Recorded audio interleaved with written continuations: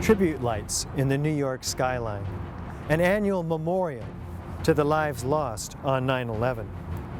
Yet there's still more light that needs to shine, revealing truths that their family members deserve to know.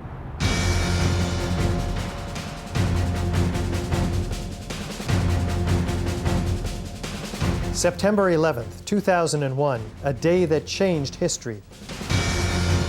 4 planes went silent and off course.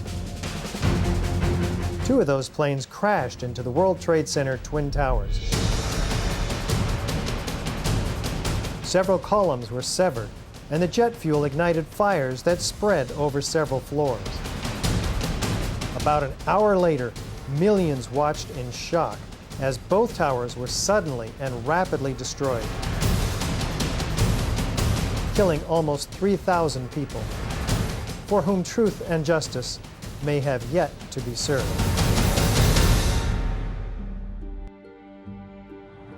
Hi, I'm Richard Gage, AIA, licensed architect of over 20 years and member of the American Institute of Architects. I'm founder of Architects and Engineers for 9/11 Truth, a nonprofit organization of well over 1,000 technical and building professionals. According to official government reports, the fires weakened the structural steel framing of both twin towers, leading to sudden, progressive, and total collapses. Unknown to most people, a third steel frame high-rise, World Trade Center 7, was also destroyed. Critical questions have been raised by more than 1,500 architects and engineers about the official explanations for the destruction of all 3 of these buildings. Along with more than 10,000 other concerned individuals, these professionals, collectively comprising more than 25,000 years of experience, have signed our petition. They're calling for a new investigation into the destruction of these 3 World Trade Center high-rises. This call is based on evidence that reveals a very different destruction scenario than reported by government engineers. This includes abundant scientific forensic data and eyewitness testimony that was omitted from the official reports. You'll be seeing this evidence and hearing from dozens of these technical experts, including many who are among the top in their respective fields. We at AE 9/11 Truth are inspired by President Obama's affirmation to the American people in his inaugural address. How do we accomplish this? We've done our best to fulfill the President's vision by using the scientific method, examining the evidence from the World Trade Center and developing unbiased conclusions from unbiased experts in their fields. Listen to the President provide his account of the pervasive political abuse of science. And we have watched as scientific integrity has been undermined and scientific research politicized in an effort to advance predetermined ideological agendas. As coherent sets of scientific facts are brought into focus by the experts, the data, and the witnesses in this film, you'll come to a much greater understanding of the events of 9/11 and will be in a position to draw your own informed conclusions. Also, psychologists, therapists, and counselors, along with theologian David Ray Griffin, who have a deep understanding of the personal issues associated with 9/11, will explain why it is so difficult for us to come to terms with the reality of these events, and learn how we can help ourselves and others with this difficult yet vital responsibility. Of course, the ones still most affected by the events of that tragic day are the family members of the victims lost on 9/11. Several have asked to appear in this documentary. Although our focus will be primarily technical, we are deeply moved and honored to give them the opportunity to speak directly to you. Now, let's hear from the AE 9/11 Truth professional petition signers, who will share with you what conclusions they came to. Among these experts are high-rise architects and engineers in the fields of structural design, materials science, chemistry, fire protection, metallurgy, as well as physicists, explosives experts, and demolition technicians. Joining them will be firefighters and 9/11 victims' family members who support our call for a new World Trade Center investigation. I don't want to be involved in conspiracy theories. There are lots of them. They can go on. We can speculate on that forever. What we really need to know is how those buildings came down. My name is Joel Miller, and I have a Bachelor of Architecture degree from Temple University in Philadelphia. And while I was there in Philadelphia, I worked for 2 firms on a couple of high-rise buildings. The 13-story Federal Detention Center for Ewing Coal, Cherry, and Brott. I spent about 2 years on that project, and then a year on a high-rise dormitory, about 15 stories for MGA Partners. If we are to believe that fire brought down 3 buildings on the same day on 9/11, that's very troubling for all of us in the design professions.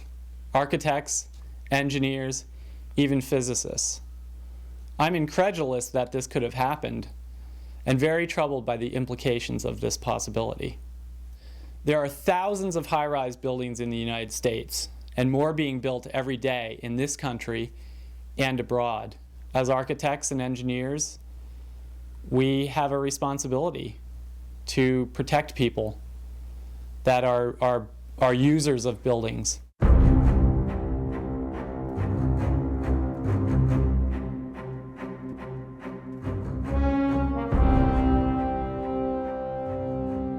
The new World Trade Center, Building 7, looms above the site of its original. Building 7 was a 47-story high-rise, not hit by an airplane. Yet, it was the 3rd modern steel-frame skyscraper to collapse rapidly and symmetrically on 9/11. It was a football field away from the North Tower and sustained minor damage from the falling debris. Building 7's precipitous collapse was blamed on normal office fires. I'm Kamal Obeid. I have a master's degree in civil and structural engineering from the University of California at Berkeley. I've been a practicing engineer for the last 30 years. Building 7 to me is really what gives it away, because that's a classic case of controlled demolition. My name is Stephen Dustwald. I'm a licensed professional structural engineer with 37 years of experience in the structural field. I have 25 years of experience as owner and principal of my own structural engineering firm here in Las Vegas. I have focused on nuclear power plant design, large commercial and industrial buildings. I first became aware of the problems with the official account of the collapse when I saw a DVD online from Architects and Engineers for 9/11 Truth. They pointed out various problems with the official story, and the ones that caught my attention were the rapid failure of the connections in order for the building to come down at the rate that it did. My name is Casey Pfeiffer. I am a registered professional structural engineer in San Diego, California. I have a Bachelor of Science degree in civil engineering at the University of Notre Dame. I have been practicing engineering for 15 years, and currently I am the principal of Pacific Coast Structural Engineering in San Diego, California. A friend of mine gave me a blueprint for 9/11 Truth DVD to review, and from that, the evidence that I saw was so compelling that it became obvious that the official story was not correct. I'm William Rice. I worked for one of the nation's largest design-build construction firms on commercial and industrial and institutional projects in Boston, New York, Philadelphia, Baltimore areas. As a professor, taught engineering materials, structures lab, and other building-related courses at Vermont Technical College to architectural and engineering students for 20 years. I watched Building 7 fall at an accelerating rate in 6.5 seconds. This was a massive 47-story structure. The only way that a building can accelerate as it collapses is by having pre-engineered, precisely timed, and precisely placed explosives. In other words, controlled demolition. My name is David Topete. I have a Master's of Science degree in Civil Engineering. I am a licensed structural engineer. I design new structures and retrofit existing structures from concrete or masonry or structural steel. In my professional opinion, in my experience, for World Trade Center 7 to collapse straight down upon itself, as video indicates, as everything that we've witnessed, the supports at the center essentially all had to be taken out at once. I certainly believe that it had to have been controlled demolition, controlled charges, explosives, something of that type, because it was a sudden failure.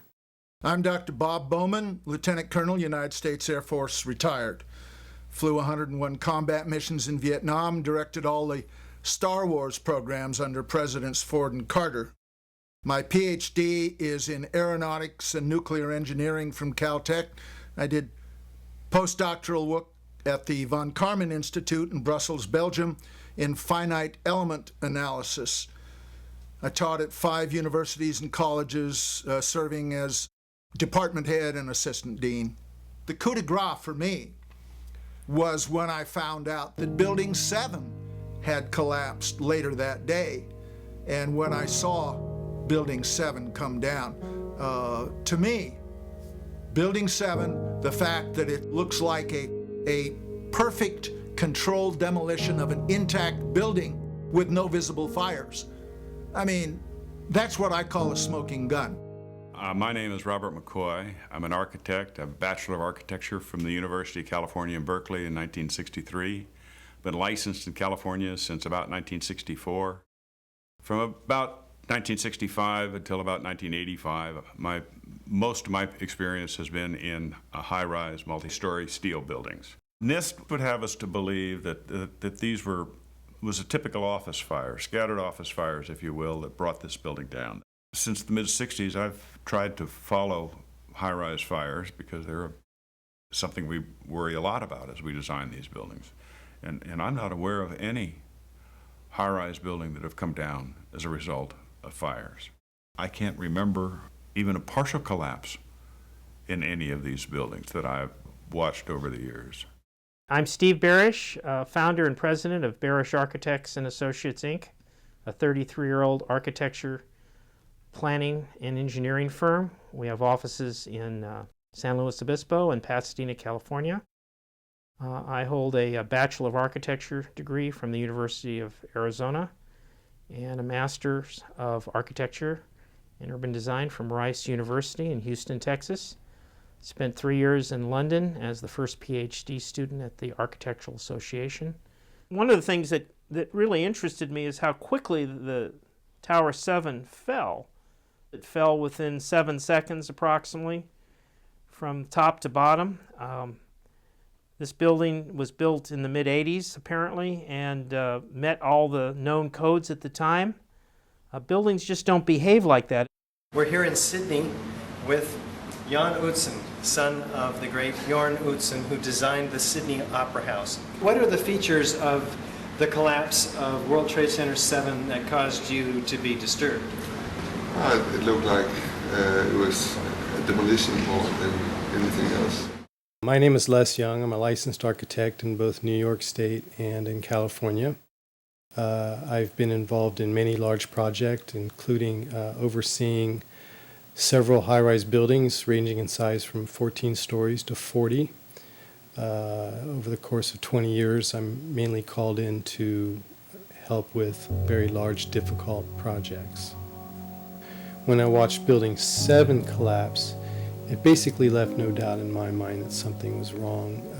Building 7 had not been hit by a plane. To me, it was obvious that there was some controlled demolition and some explosions involved.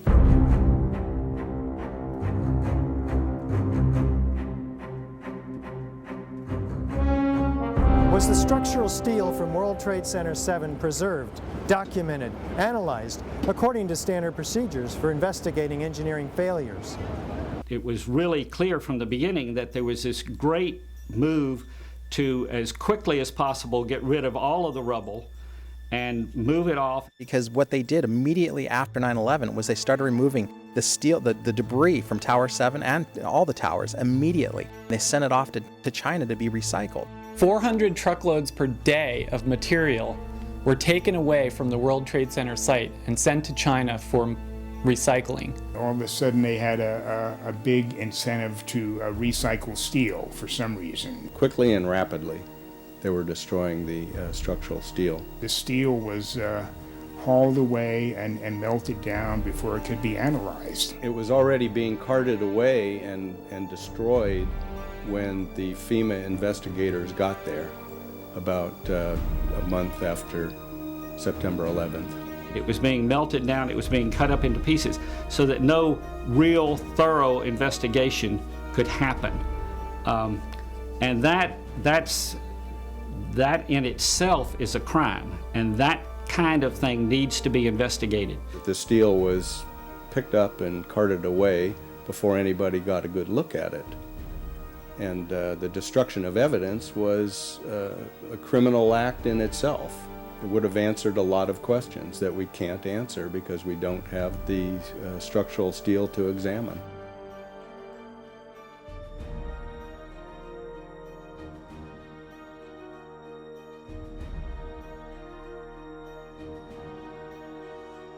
There were laws violated in the destruction of that evidence. And for the American Society of Civil Engineers to ignore those events is extremely disturbing and is a violation, in my opinion, of their professional code of ethics.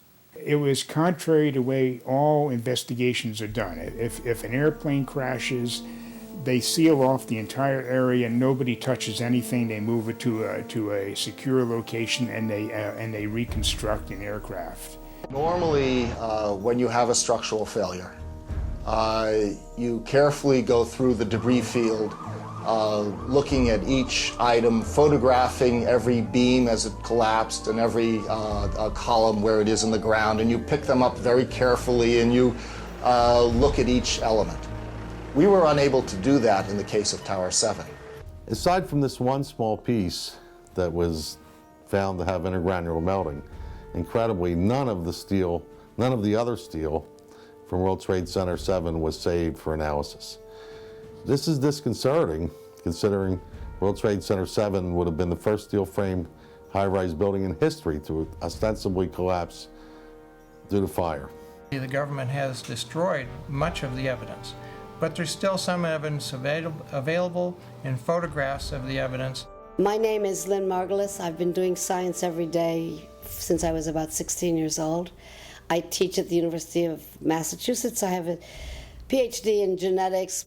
I reconstruct the past, natural history, from clues taken to be representational, and that's exactly what we're doing with reconstructing of why the buildings were destroyed in 9/11. In historical science, that's what must be done. In 1999, I was a recipient of the President's Medal of Science from Clinton, and I received the Da Vinci Award, that is the membership in the Da Vinci Society. You can't do science when you are deprived of the evidence and when your hypothesis is the least valid instead of the most likely. When the most likely hypothesis in the case of Building 7 wasn't even mentioned, this is not science. So the claim is that it's something else. It's trying to prove preconceived ideas.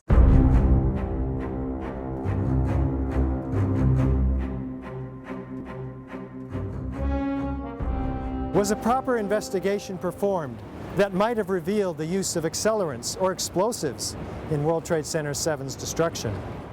My name is Stephen Jones, a physicist. I received my Ph.D. in physics from Vanderbilt University in 1978, so I've been at this for over 30 years, studying various subjects. I have published over 50 peer-reviewed papers in my career. NIST concedes that they found no evidence for explosives. So then we asked them, well, did you look? And they said, no, we did not look for explosives or residues of explosives. I'm Ron Brookman, licensed structural engineer in California, and I received my master's degree in structural engineering from University of California at Davis in 1986. I've been practicing structural engineering ever since then. NIST never did a proper evaluation of the collapse site and the debris. World Trade Center 7, I would have expected they would have tested for explosives also, because of the nature of the collapse and the unprecedented nature of a steel-framed high-rise building collapsing in such a fashion.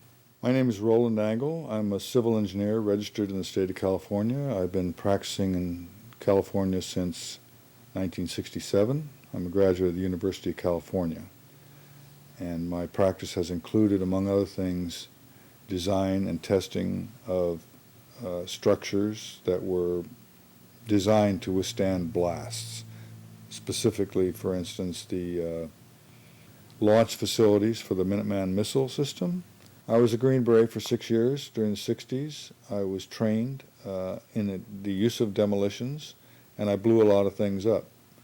One of the things that we did was go out and attack structures, analyze them as to where their weak points were, learn how to place explosives at points that would cause them to fail, and then actually demolish them and analyze our results. So the method of how to attack a structure and cause it to fail with explosives was one of the things that I learned through my military training. Well, the American Society of Civil Engineers was brought into this investigation early on. They did a very superficial investigation of the site. They issued a report without any significant forensic examination, and there were laws violated in the destruction of that evidence. And for the American Society of Civil Engineers to ignore those events is extremely disturbing, and is a violation, in my opinion, of their professional code of ethics. I'm Tony Zambodi. I'm a mechanical engineer from the Philadelphia area with over 20 years of experience in the aerospace industry, where I design structures for aircraft and spacecraft and support equipment. Neither NIST or FEMA followed standard protocol for fire and explosion investigations, or just fire investigations for that matter. National Fire Protection Association Guide number 921 calls for saving the evidence and being prepared to justify why you wouldn't. It also calls for testing for accelerants and explosives when high-order damage is involved. NIST did not do this. NIST is often responsible for generating information which the NFPA guides are written from. It makes one wonder why the NFPA standard would not be followed in this case. NIST has not answered this question publicly. There's national standards that need to be followed. And when I started looking into that, I went into the investigation manual. And so it's called the NFPA 921, and it's the fire and explosion. It's the guide for fire and explosions investigations. And so what it is, it's a national standard. So if an investigator from New York has to come out to the West Coast to help with something, they can fit right in seamlessly into the system and know what their role is and what they need to be doing. And so I went and I got the manual from 2001, and I went back and I looked at the footage from the original days of 9/11. There were all kinds of firefighters and civilians that were reporting explosions. Okay, all right. Here, hold on. You want to call your mother or something? Keep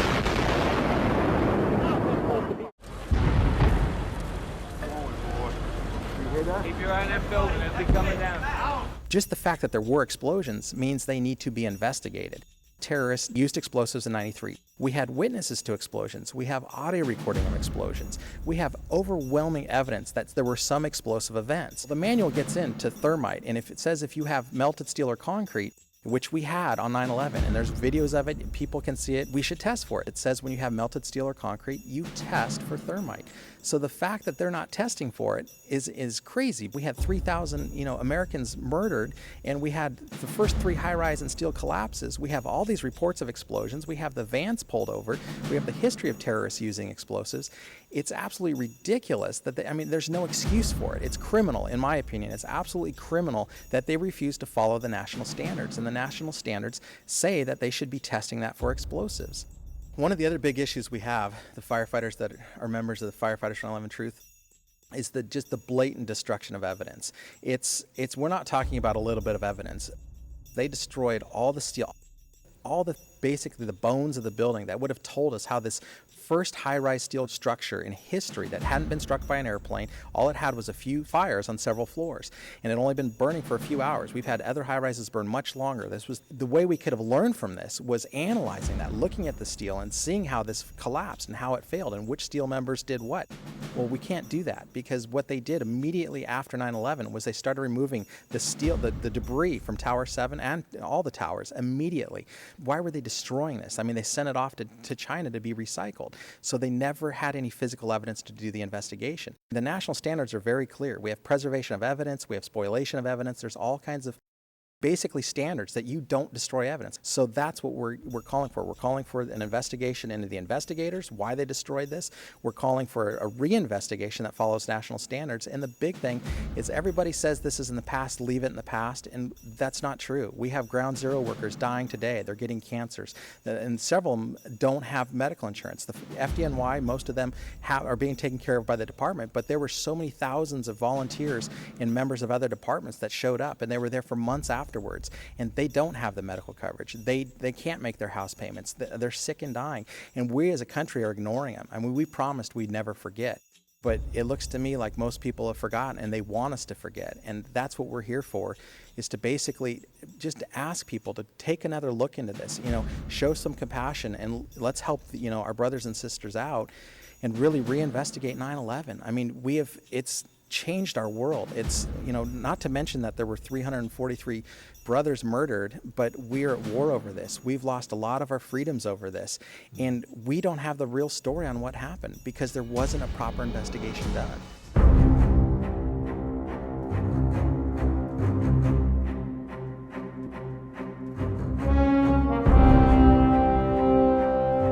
As reported by the New York Times, engineers were baffled by the collapse of Building 7.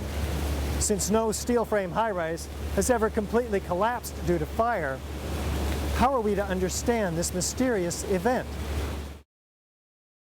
My name is Scott Granger. I'm a licensed fire protection engineer. I'm licensed in 13 states. I've been in private practice for 25 years. I've been a practicing engineer for 39 years. 50% of my practice is in forensic engineering. Steel structural frame buildings, high-rise buildings, simply do not collapse due to fire. There has never been until 9/11 an experience where a high-rise building that was steel frame completely collapsed. There have been fires burned longer in similar structures without any collapse. In my previous career as a firefighter, normally you'd never be afraid to go into a Type 1 building because they're not combustible, and you would just charge at it and put the fire out.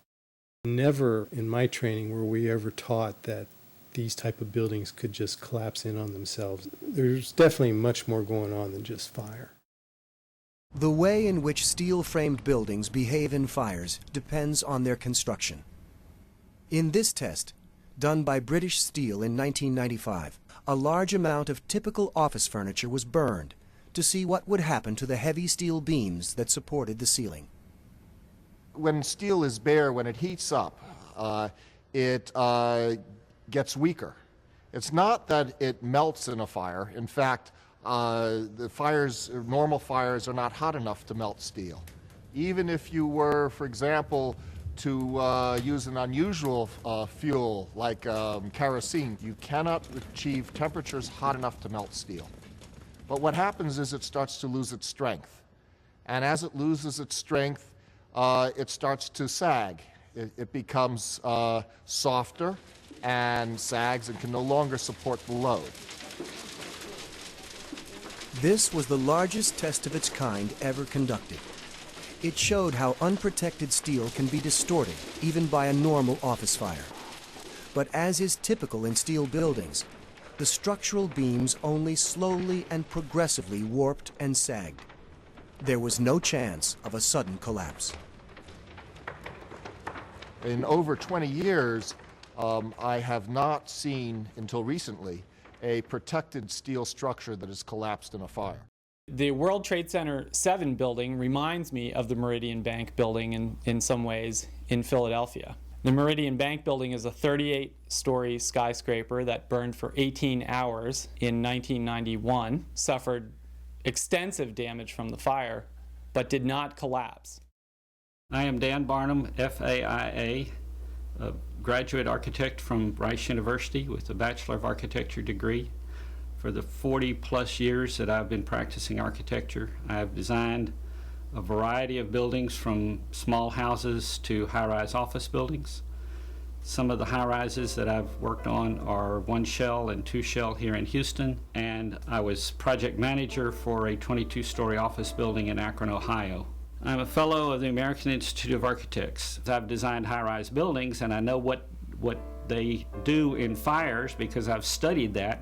Later in the day, when World Trade Center 7 collapsed, they had already showed us pictures of a few fires in that building, and I mean, they weren't even raging. And how could that cause a building to collapse as if it were imploded? Couldn't happen. My name is Jonathan Smolens, PE. I'm a professional structural engineer in the Boulder, Denver area for the past 12 years. And one of my specialties is forensic engineering, including evaluation of structures post-disaster. What happened to those columns to all collapse at the same time? The explanation provided does not match the evidence that we have. My name is Michael Donnelly, PE. I'm a structural engineer with 14 years of experience. I get involved mostly with the design of steel-framed fireproof buildings. We've never had a steel-framed skyscraper collapse in the United States or internationally. So there's no precedent. I don't think Building 7 could have collapsed by fire, as NIST tells us that this collapse mechanism, starting with thermal expansion, that worked its way upward and outward through the building, in a matter of seconds, there's not enough time for the building to collapse the way that NIST tells us it collapsed. I'm Ed Woniak, licensed fire protection engineer for at least 25 years, and I work for a number of organizations, city, federal, large insurance companies, consultant, always in the area of fire safety, and with the goal of keeping the public safe and first responders safe. I became fascinated with the government's version of the events on 9/11, because this was totally contrary to everything that I've ever experienced, either working in the field of fire safety or knowing what I know about mechanical engineering. It defies many fundamentals of mechanics and materials and physics and just many fundamental engineering concepts.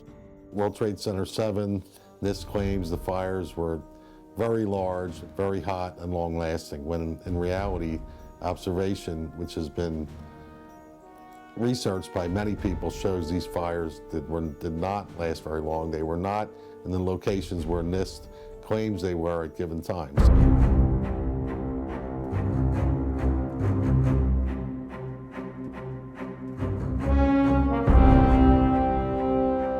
According to lead investigator Shyam Sunder of the National Institute for Standards and Technology, NIST, World Trade Center 7 collapsed at freefall acceleration for more than 100 feet of its fall. What does the speed of the collapse reveal to us?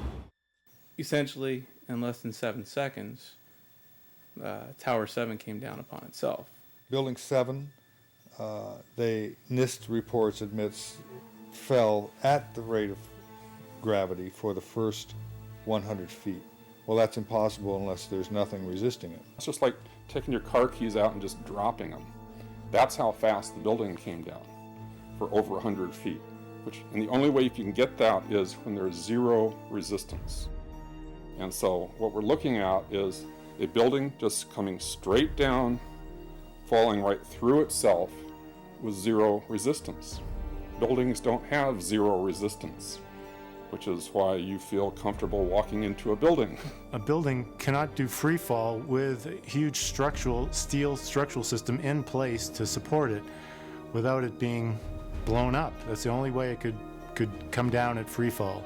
The failure of all these connections as the primary means of structural failure is inconsistent with a natural gravitational collapse and indicates the presence of other agents which would dismember these connections. I'm David Chandler. I have a bachelor's degree in physics from Harvey Mudd College and a master's in education from Claremont Graduate University and another master's in mathematics from California Polytechnic University. I've been teaching for over 30 years. Heard people say, well, it came down at free fall or close to free fall and so forth, so I decided I'd measure it myself. I had a simple tool at the time called a physics toolkit, which allowed me to take a video and put a dot on each frame to follow the motion of things. And so you can measure speeds and accelerations and it'll do the analysis. The fundamental laws of nature is the conservation of energy. In order for it to be falling down with zero resistance, it means that resistance had to have been removed by something else. And NIST claims that the columns were buckling in the first several seconds before the free fall occurred. Now I don't see how that's possible. And in the final report, they modified it, they tried to doctor it up. They still tried to say that it was essentially correct, but then they modified it and they actually admitted there was a period of free fall involved. But they never changed their model. Like, how do you all of a sudden allow for free fall when they just got done explaining how it couldn't have been in free fall? If I were a scientist in this, I'd be embarrassed to try to put forward something like that. It was clearly a fraudulent argument. In other words, NIST is telling us that the building below it ceased to exist for the first few seconds of the collapse of the building. Well, things in physics just don't cease to exist and cease to resist the forces that are on them. Free falling for 8 stories. So we know that happened. Okay, it's been measured and it's on videos. Everyone can see it. NIST has admitted it went into free fall for 8 stories. That's a bothersome part of the puzzle because NIST never explained it. Absolutely no resistance to the descent whatsoever. The building didn't disappear so the building can fall for 100 feet at free fall speed. That's impossible. That's a violation of the fundamental law of physics that says that for every action there's an equal and opposite reaction.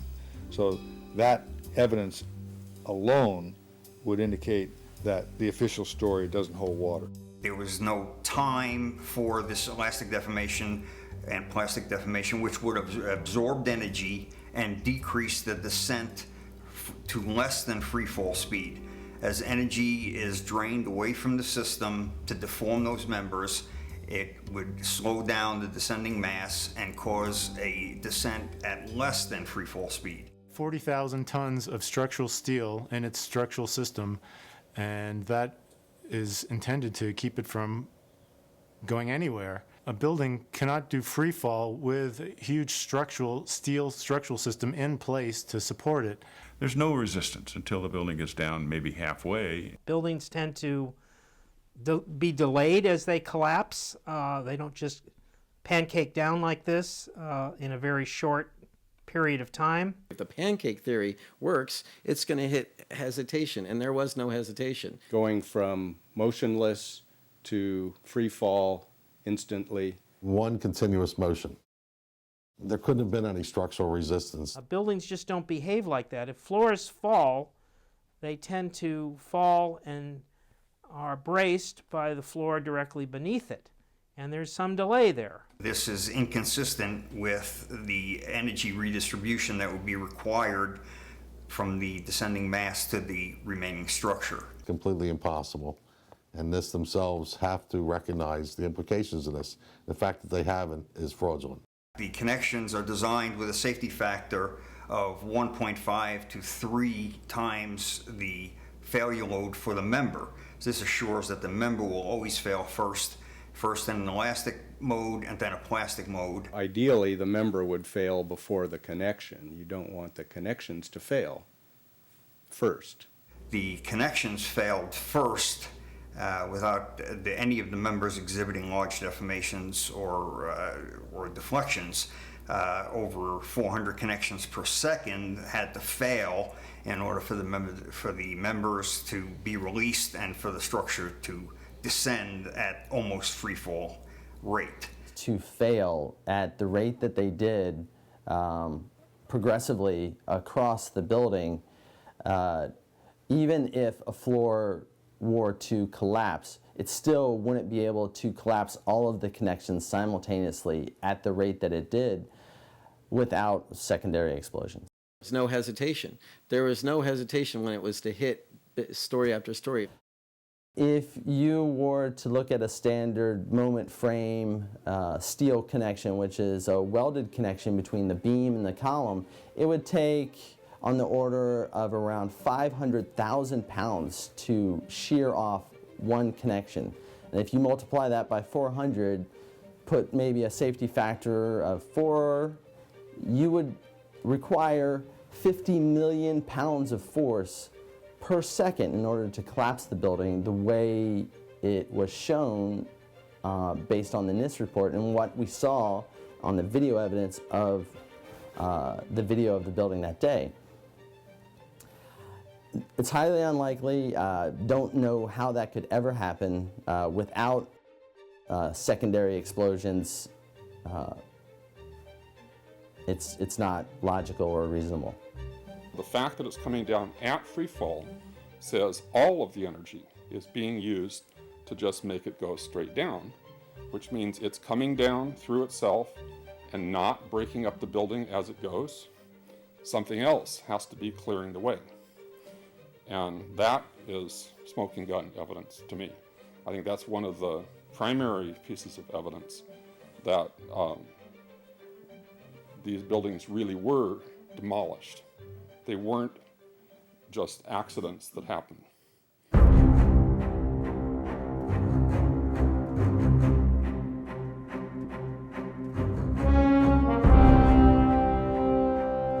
We might anticipate that an unevenly damaged building would fall over.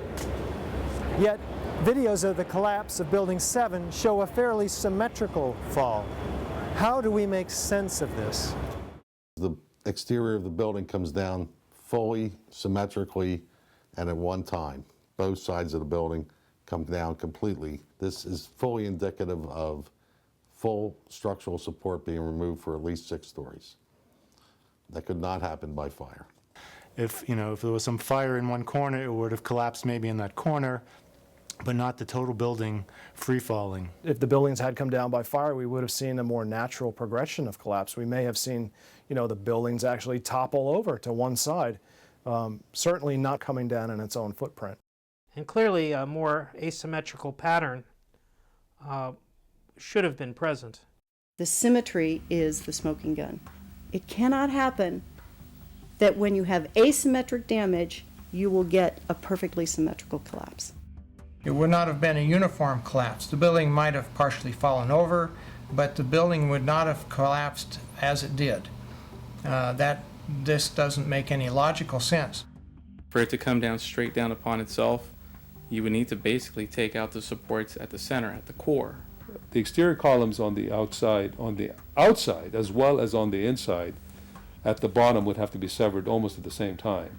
Well, that's another indicator that this NIST report is very suspect, because I would have expected in a classic implosion, as I've seen numerous times, is the core to fail. My name's Tom Sullivan. I worked for Controlled Demolition Incorporated, CDI, the top-rated explosives demolition firm in the world. As an explosives loader, my job was to place explosives in the buildings to prepare them for demolition. I was licensed while in New York by the New York Fire Department to handle explosives. And I worked on major projects such as Seattle Kingdom, the Three River Stadium, Philadelphia Naval Hospital, and the and key span gas holders in New York. I would expect the center of the building to start moving first, and then as the implosion progresses, then the sides come in, then the rest of the building is involved. What I saw, it was a classic implosion. The center of the core, the penthouse area, starts to move first, and then the building follows along with it. And there were so many columns in the building that were not affected by either the fires or the impact damage, and they all came down, just at once. So it's a little disheartening, and it's implausible. When it's all finished, the outside walls from the lower floors are piled one on top of the other right in the middle of the building. Just like a house of cards if it were coming down. Logic tells you that if you have a single failure at some random point in the building, that the entire building is not going to collapse. The collapse would have been a chaotic, random event. The building would have partially collapsed, possibly, but it didn't. There was a total collapse, and there's very few things that could explain that, none of which are addressed by the NIST report. According to NIST, the failure occurred at column 79 on level 12. This means basically they're talking about a single columnar collapse or failure that resulted in a total collapse of the building. That just does not make any sense. As a structural engineer, I don't believe that the failure of one column would normally bring down an entire building in the way we saw World Trade Center 7 come down, because of redundancy, because of all the other columns in the building that were not affected.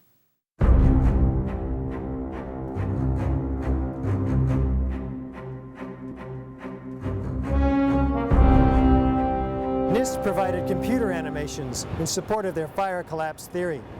But what do independent engineers say about these animations?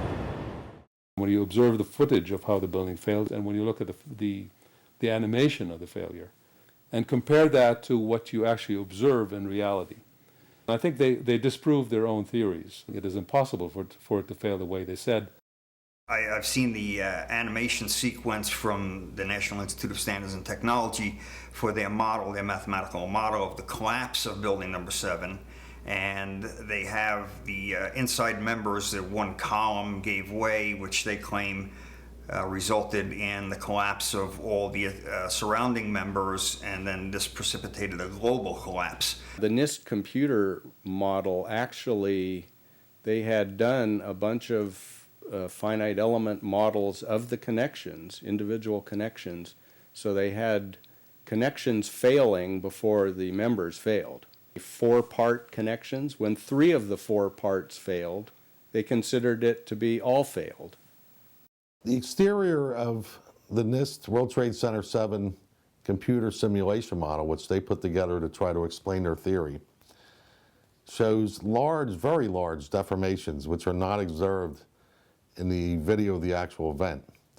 Yet they don't attempt to explain this in the report on why their model doesn't represent or replicate reality.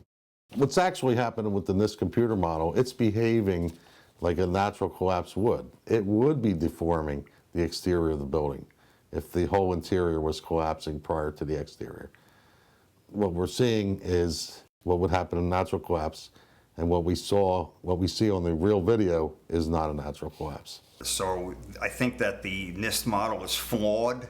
Of course, they won't release all of their parameters that they use to model the collapse, and that is a primary problem for them. NIST has also repeatedly refused to release computer input data that was requested through the Freedom of Information Act from them in the past concerning World Trade Center 1, 2, and 7. What do these professionals conclude about the destruction of World Trade Center Building 7? There had to be some agent that was destroying the connections in building number 7 at 400 connections per second, and the only thing that I can see that would be capable of doing this would be explosive devices at the connections. And this is why I think that there has to be a new investigation to find out the real physical causes for all these members to act in an atypical fashion. And I certainly believe that it had to have been controlled demolition, controlled charges, explosives, something of that type, because it was a sudden failure. Controlled demolition. There's no way that fire did what they said it did to that building. Impossible. Couldn't happen. It just did not make sense that a building that had a few minor fires in it could possibly succumb the way it did. If there was damage, it would have been minor. There might have been some deflection of a beam or two here or there, but not a total and unequivocal complete collapse. It just doesn't ring true. A few fires in that building, and I mean, they weren't even raging. And how could that cause a building to collapse as if it were imploded? Couldn't happen. To me, it was obvious that there was some controlled demolition and some explosions involved. When I saw Building 7 fall, it, to me, appeared to be controlled demolition because it fell in free fall manner into itself. It is my opinion, as a former 12 Bravo combat engineer, well trained in the use of explosives, that this building, all three buildings, were brought down as a result of controlled demolitions.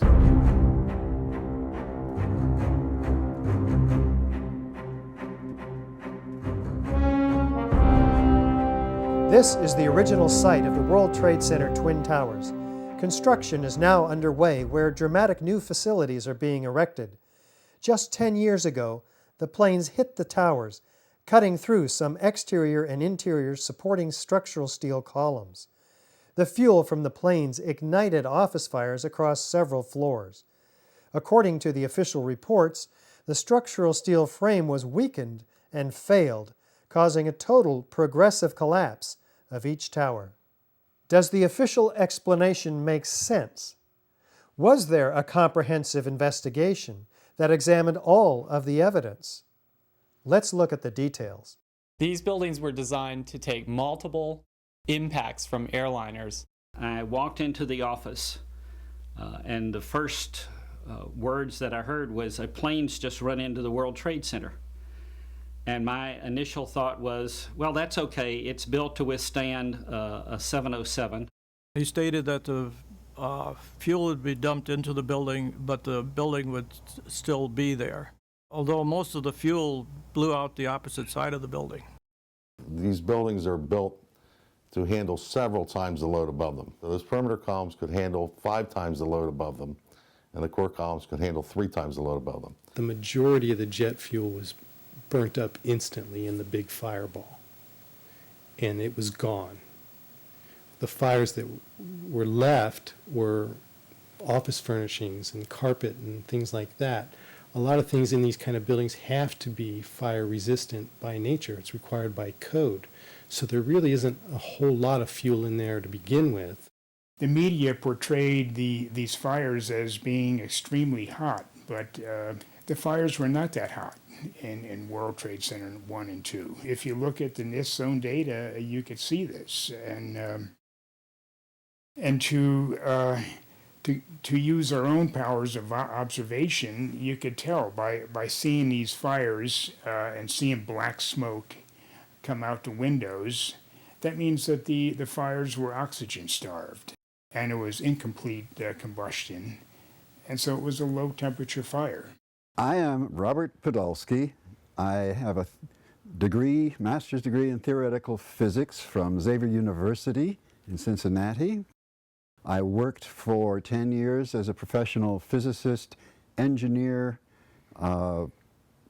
systems analyst for government and for industry, companies like Avco, GE, Bendix, and also Air Force Avionics Lab and the Coast Guard Electronics Division.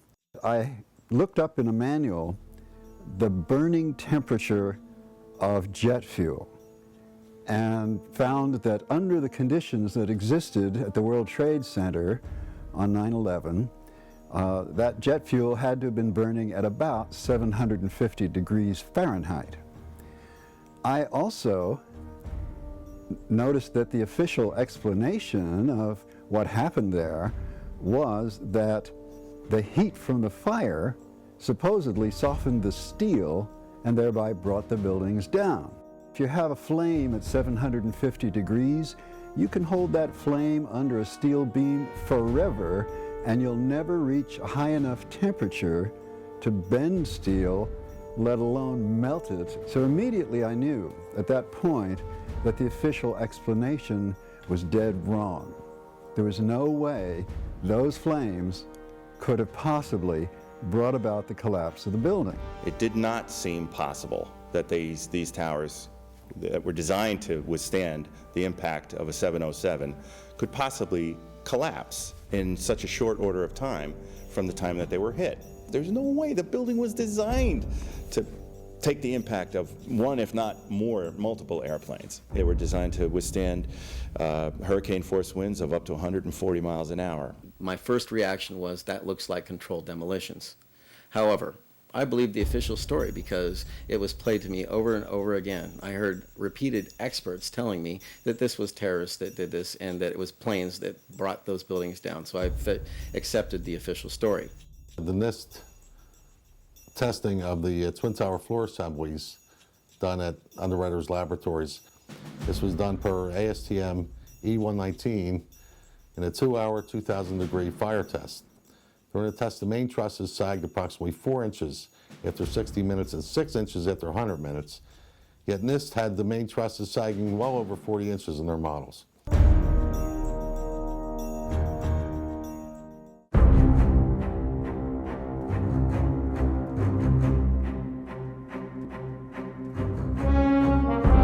Rather than a slow groaning collapse that we might anticipate, the Twin Towers show in the videos a very rapid, sudden onset of destruction. What does this imply? I'm Frank Cullinan, a practicing civil engineer in the state of California. I have a Bachelor of Science from Chico State, which I received in 1988. I've been a licensed civil engineer since 1993. I specialize in bridge construction, retaining wall construction, small building construction, bridge demolition, and I have experience in bridge design and building design. Structural steel is required by building and design codes to prevent catastrophic failure and loss of public life. Everybody's seen the building collapses on 9/11, and it was shocking how fast the buildings collapsed. The way the buildings fell was not indicative of the way a building that's in distress collapses. This doesn't happen with structural steel buildings and never has and never will again. We assume that fires could destroy a building. Why people select steel buildings is because they would destroy slowly. It would gradually twist and bend and give people plenty of time and safety in getting out of the building. The basic philosophy of the building codes in the last 75 to 80 years has been to ensure ductile failure of the members to provide for the public safety.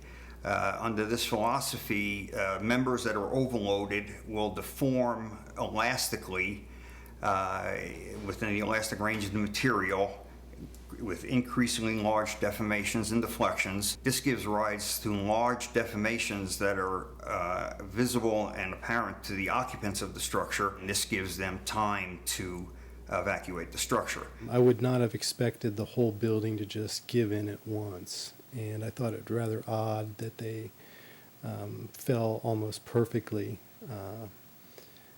in very similar ways.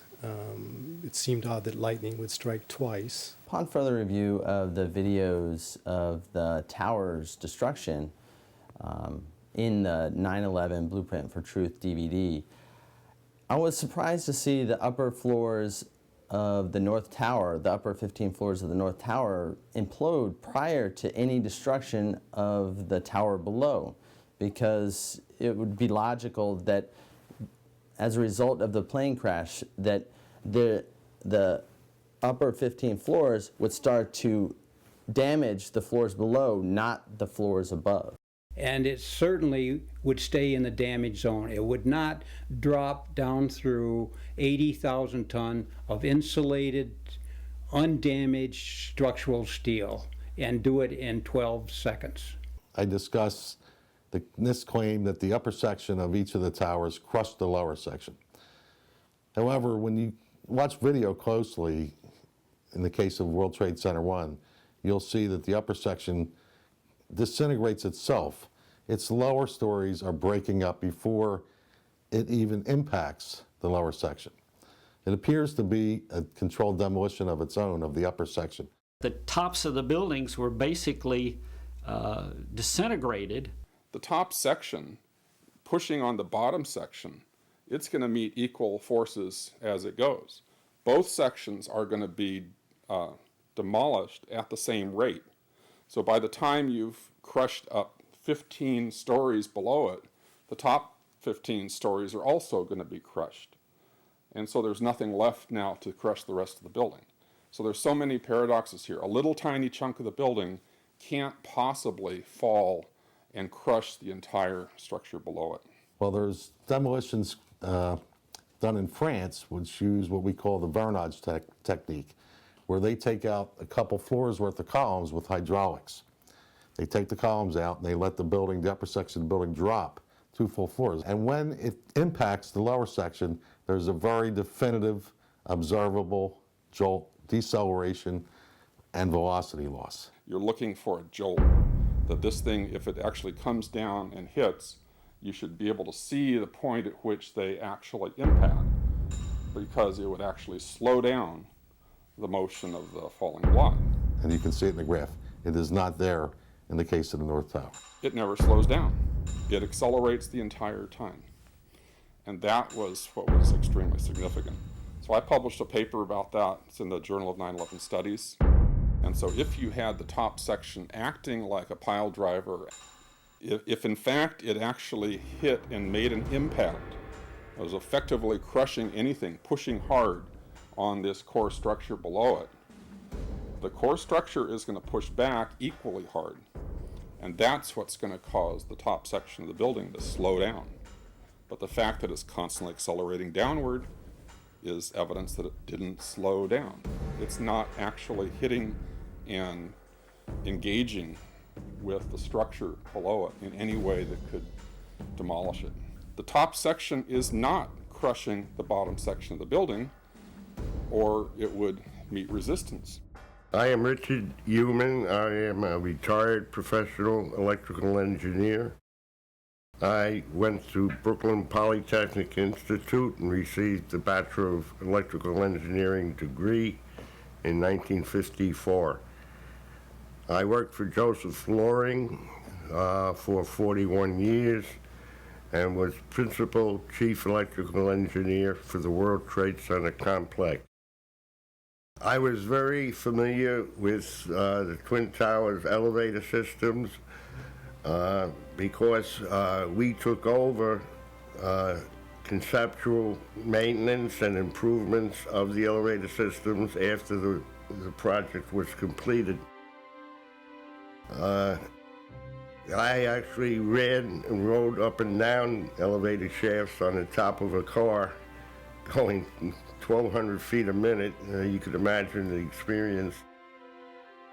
I'm very familiar with the interior structure that surrounded the elevator shafts and the accessibility which the elevator companies had 24/7.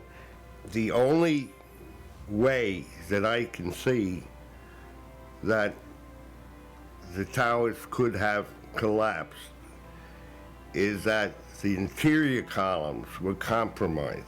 In Tower 1, unless my eyes were deceiving me, before the tower started collapsing from the top, the antenna started to fall. And the antenna, of course, was over the middle of the elevator shafts. And, of course, their access to the elevator shafts gave them total access to the surrounding core columns, the interior of the core columns.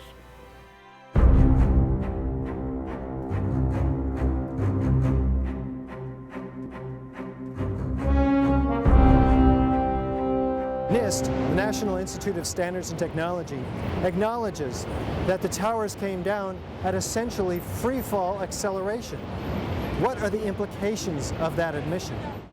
The measurements have indicated that Tower 1 collapsed in about 11 seconds and Tower 2 collapsed in about 9 seconds. And the argument goes that this is essentially the rate at which free fall would happen. I had a friend that asked me if it was possible for the Twin Towers to achieve near free fall speed when they collapsed. The Twin Towers could not have come straight down through the thousands of tons of structural steel through the greatest resistance, the resistance of 80,000 tons of structural steel at the speed of practically free fall. That just would not happen. There are columns of steel around the exterior of the building and within the core, all of which are there to prevent the thing from falling down. And so even if something falls on it, it's not going to immediately just go pop, pop, pop, pop, pop, pop like that, floor by floor. It's going to, if it's going to collapse, it's going to have to take some time to weaken the structure below it. This structure was capable of holding 3 to 5 times the weight. And here it is falling through it with a resistance of only 1/3 of its weight. Roughly 90% of the resistance has been removed. And what's happening is the top section is not crushing down the lower section like a pile driver, which is the picture that NIST basically is painting. It's actually falling into material that's already been pulverized, that's offering very little resistance. It's just coming down through pre-pulverized material. One of the fundamental laws of nature is the conservation of energy. There was no time for this elastic deformation and plastic deformation, which would have absorbed energy and decreased the descent to less than free fall speed. As energy is drained away from the system to deform those members, it would slow down the descending mass and cause a descent at less than free fall speed. This is high school physics, and our whole society is being led to believe that these fundamental laws of physics, hard science, don't apply anymore. I think that should really frighten all of us. Structural connections not only had to fail nearly simultaneously, but in sequential order. The buildings fall at a speed which can only occur if the structure has been removed, the vertical structure. This block accelerates straight down, or it's picking up speed downward continually. It doesn't slow down, it just continues to gain speed. From what I understand, the buildings actually accelerated as they came down, meaning they were not getting resistance from these massive columns in the center of the core of this building. The core of this building was very heavy. They're huge columns, huge. I could not see how those massive, very thick columns could just snap like that. I would have expected most of them to stay intact with the floors collapsing around them. I'm Alfred Lopez. I'm a registered professional structural engineer in the state of Michigan and have been in private practice for 40 years with Lopez Engineering. I've worked on several high-rise projects with office buildings above parking decks and high-rise apartment buildings here in the Detroit area. I've done numerous investigations of failures of buildings because of fire and wind damage. I was shocked at how the buildings collapsed. I would have expected that they would have come down much slower, that they would have tipped over, that the whole thing did not make sense. And ever since then, I had a hard time believing that the fires did drop those buildings. I thought that given the way the planes hit the building, one side would have given away first and it just would have fallen off or fallen over at a steep angle, but the way the whole thing just gave way at once and started to plummet down without slowing down as it went down. Again, just like the controlled demolition I witnessed personally. The area below the damage zone where the planes flew in and where the fire was, that area below that, those 80 or 90 stories, 80,000 tons of structural steel was not damaged in any way.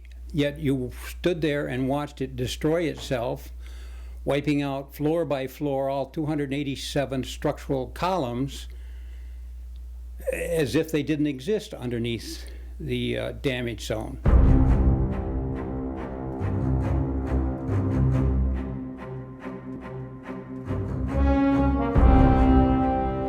According to the first responders' oral histories, which were reported in the New York Times, over 100 first responders reported sounds of explosions and flashes of light at the onset of destruction of both towers.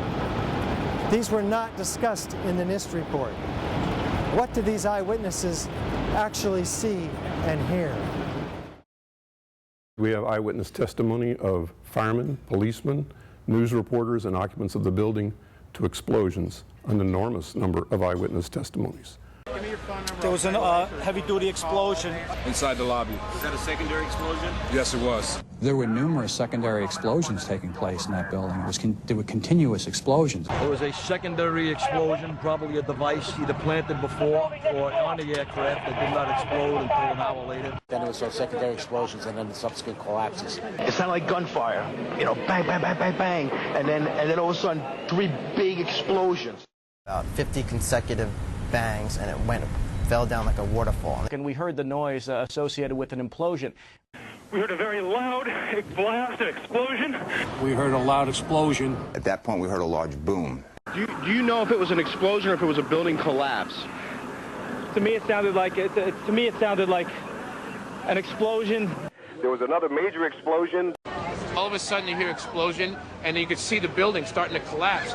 Huge explosion that we all heard and felt. We could hear a rumble, which was about 5 seconds long, preceding the actual collapse, and then a boom when each of those towers collapsed. Just seconds ago, there was a huge explosion, and it appears right now the second World Trade Tower has just collapsed. I was about 5 blocks away when I heard explosions. Then you heard from far away, boom, boom. And you heard the boom, boom, boom, boom, boom, boom. It was if they had detonated. If they were planned to take down a building. Boom, boom, boom, boom, boom, boom, boom. And it just started going pop. It just started going boom, boom, boom, boom, boom. And he goes, how fast? I go like firecrackers. One of NIST's other excuses was that there were no blast sounds heard by witnesses or recorded. There's so many videos of witnesses from that day that report explosions. There's radio transmissions from the FDNY. We have the transcripts that were recorded, back in 2001 of all these firefighters and first responders reporting explosions. There's no doubt they were heard. In the oral histories of the emergency personnel taken down in late 2001 and early 2002, there are over 100 individuals who make comments about seeing, hearing, and feeling explosions in those buildings. These oral histories were documented well before NIST started their World Trade Center investigation in September 2002. This testimony should have caused the presumption that there was a good chance explosive residue would be found and justified testing for it, rather than the opposite. Reviewing the some of the eyewitness accounts and people hearing what sounded like explosions and things like that. Again, it didn't seem very plausible for any other type of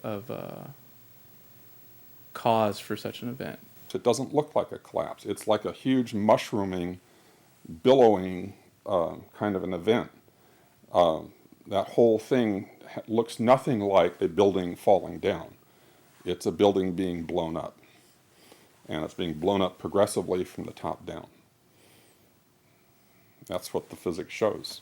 The NIST acknowledges in their response to a request for correction that they are unable to provide a full explanation of the total collapse. Yet they refuse to consider the possibility that explosives or some other form of demolition device could have been used to cause the collapses of the towers. And the fact that controlled demolition is consistent with all the available technical evidence. And the response to that request for correction is NIST simply saying they're unable to provide a full explanation for the total collapse, even though that was their task given to them by Congress. The core structure of the building had to have been destroyed by other means.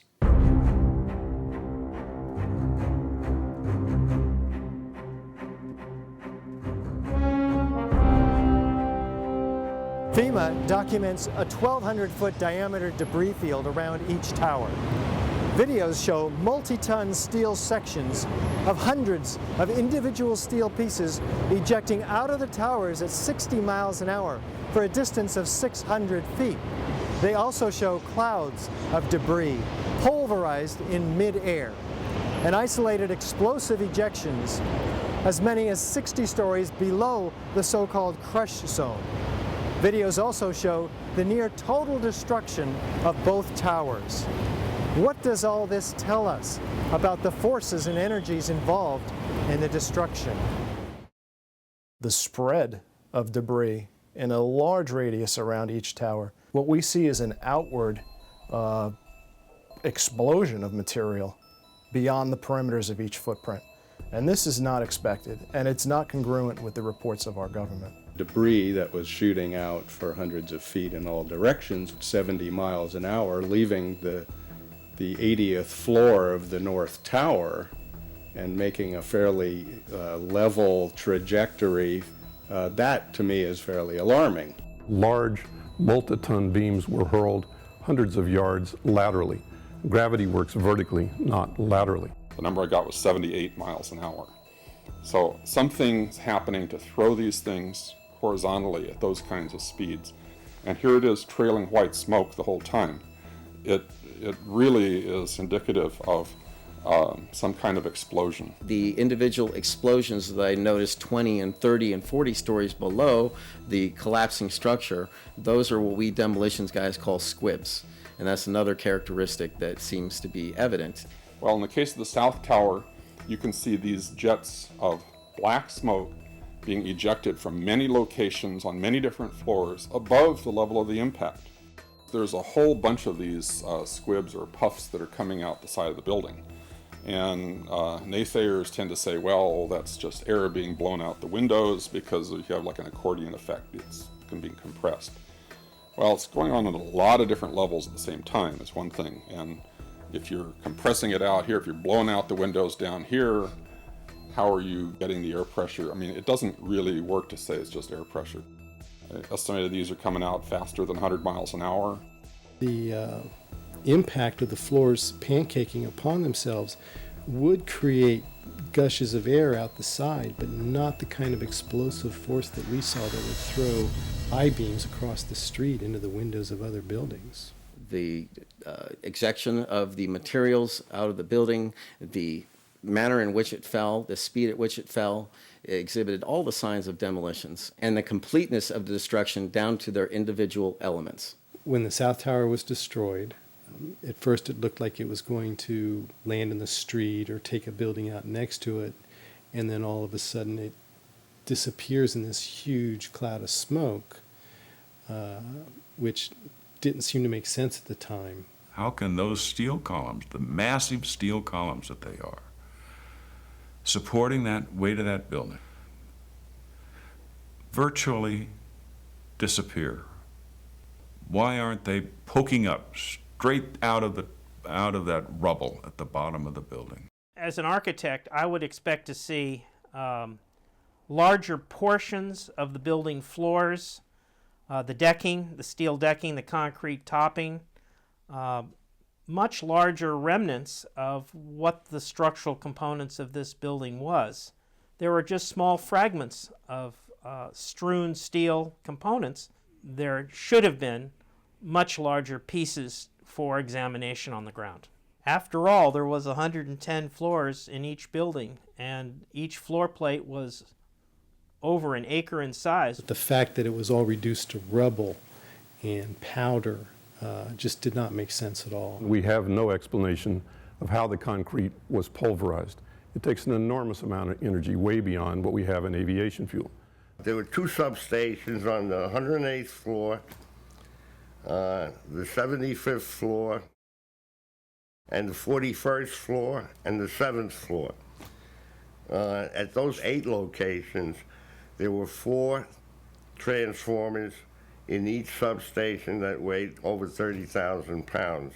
In the substations on the mechanical floors in each tower, the transformers would not explode on their own. They were air-cooled, dry-type transformers. And yet after the collapse, there was,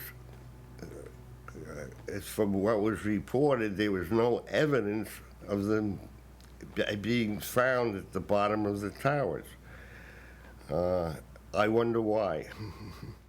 It was a shame that after the collapse that a forensic unit, a forensic engineering unit didn't go into the debris and try to find at that time why the towers had collapsed. I'm sure there was other evidence that could have given a better indication at the time that there was something else wrong.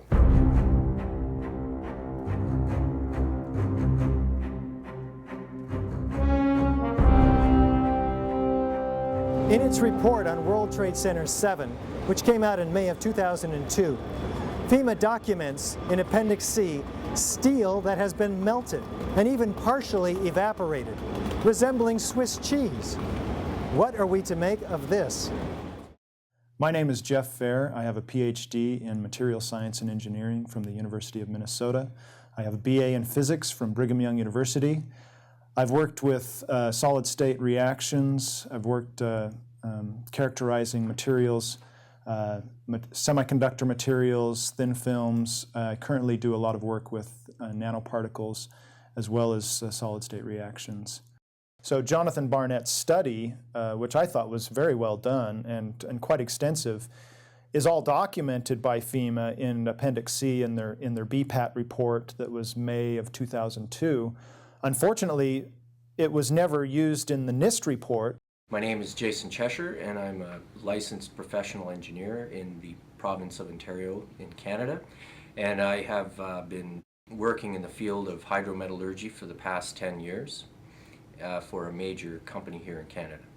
And I'd like to know why NIST excluded the document from FEMA in Appendix C that documented the evidence of melting steel.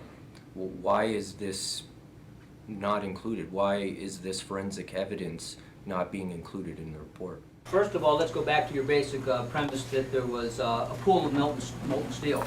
I know of absolutely nobody, and no eyewitness who said so, nobody who's produced it. You'd get down below and you'd see molten steel running down the channel rails. Like you're in a foundry. Mm-hmm. Yeah, like lava. Like it was lava from a volcano. Actually melted beams where it was molten steel that was being dug out. Underground, it was still so hot that molten metal dripped down the sides of a wall. And the cleanup was very difficult in the beginning. Steel was coming out red in certain areas from the first couple of weeks. This fused element of steel, molten steel. And they pulled off a big block of concrete, and there was like a little river of steel flowing. My name is Mark Basile. I'm a chemical engineer. I have a Bachelor of Science in Chemical Engineering from Worcester Polytechnic Institute. I've worked for about 25 years in industry, and the majority of what I do is analytical work and figuring out what materials are composed of, why they are what they are, why they do what they do. There were sections of them that clearly showed melting. They had sections that were thinned away, and there were actually holes through them, and some of the ends were just melted away or even possibly evaporated away. I'm Kathy McGrade. I have a bachelor's in metallurgical engineering from New Mexico Institute of Mining and Technology, which I got in 1979. I then spent the next 30 years with 3 startup companies. In an office fire, you cannot generate enough heat to melt steel. And yet we have evidence of molten iron in the microspheres, in the rubble pile, and the metal pouring out of the side of the tower. We could have filled up the Twin Towers with jet fuel and burned it all up, and that does not cause a fire hot enough to melt structural steel. My name is Gary Warner. I'm a mechanical engineer. I hold a professional certification from the Association British Columbia. I worked as in the project engineering department of the casting plant of Alcan, the aluminum company of Canada, one of the largest aluminum smelters on the planet at the time. And in that smelter, we turned aluminum oxide into aluminum, molten aluminum. Molten aluminum is silver. It's not yellow, it's silver. It looks like mercury. The yellow molten metal that I saw pouring out of the South Tower is indicative of molten iron. I was a bit incredulous when I learned that NIST claimed that the molten metal was aluminum. I mean, it doesn't look at all like molten aluminum. It looks like iron, molten iron. That's what it looks like. And I've seen tons of it. We used to cast this in Alcan. They still cast it. I spent 2 years casting that. I'm David Gregg. I have a master's and Ph.D. in chemical engineering from the University of Illinois. Afterwards, I went to work for Lawrence Livermore Laboratory, where I worked there for more than 30 years. You cannot get a flame hot enough to start the metal to molten, make it molten in the first place so that this other process takes off. I don't know of any mechanism for that. The only way that's known that a carbonaceous material can cause steel or iron oxide to turn into a molten metal is in a blast furnace. Yeah, and that's very different than what we had. An incendiary used by the military, thermite is a compound of iron oxide and aluminum, which when ignited sustains an extreme heat reaction, creating molten iron. In just 2 seconds, thermite can reach temperatures over 4,500 degrees Fahrenheit, quite enough to liquefy steel. We know that open-air fires cannot burn hot enough to melt steel, but metal had melted at the base of the towers. The next question is how do you get the sulfur in these pieces of steel or in the debris, and that question is unanswered. There's a version of thermite called thermate, which has sulfur in the thermate and what the sulfur does is it's sort of like salt on ice. Appendix C of the FEMA report describes sulfur residues on the World Trade Center steel. The New York Times called this the deepest mystery of all. Sulfur slightly lowers the melting point of iron, and iron oxide and iron sulfide. And it just basically makes the steel melt at a lower temperature. So instead of having to bring the steel up to 1500 centigrade, you can slice through it with material that's at 900 or 1000 degrees centigrade. And if you do a search on Google for thermite and building demolition, you can find all sorts of wonderful devices that have been fabricated and invented that use thermite for building demolitions.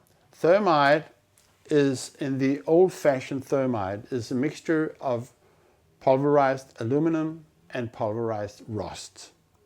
And if you can get this mixture to react, which is not so easy, it produces tremendous heat, and this is what you call an incendiary. An incendiary is something which can be used to destroy something by the means of heat, while an explosive is something which reacts with pressure. It knocks things apart. Now, the old-fashioned incendiary is not an explosive, but it is still used for military purposes for melting iron structures. Practical applications of thermite involve things such as equipment decommissioning in the military. When they have a piece of artillery or a tank or something like that that they don't want to leave behind to the enemy, they throw what are called grenades, thermite grenades down the barrel, let's say. But thermite does not explode. It simply reacts, produces large amounts of heat and molten material. In the case of thermite cutting charges, you would have heard far less noise since they are worked by thermal heating, melting of the steel, rather than an explosive cutting as in RDX charges. I'm Kim Ireland. I have a degree in chemical engineering from Clarkson University in 1963. After graduating, I served 2 years as a reserve officer in the U.S. Army Corps of Engineers, where, among other things, I had training in explosives such as C4. I was involved in the industrial chemical industry for 20 years with major companies. There were reports of molten steel having been seen in the rubble pile of all three buildings. And I knew that jet fuel, which is essentially kerosene, is not capable of melting steel nor iron. Kerosene or jet fuel burns at less than 1600 degrees Fahrenheit, and molten steel needs at least 2700 degrees Fahrenheit in order to melt. The thing that most struck me about the 9/11 incident was following the incident how overflights had detected with infrared camera 1400 degree Fahrenheit hotspots on the surface of ground zero. And that being there for a week indicates that there was something very hot going on below the surface.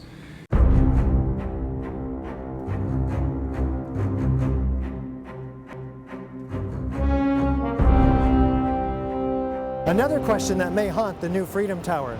According to USGS, they found as much as 6% of the World Trade Center dust consisted of tiny, previously molten iron spheres.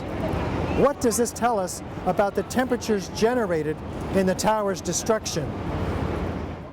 My name is Adam Parrott, and I have a bachelor's degree in chemical engineering from Queen's University.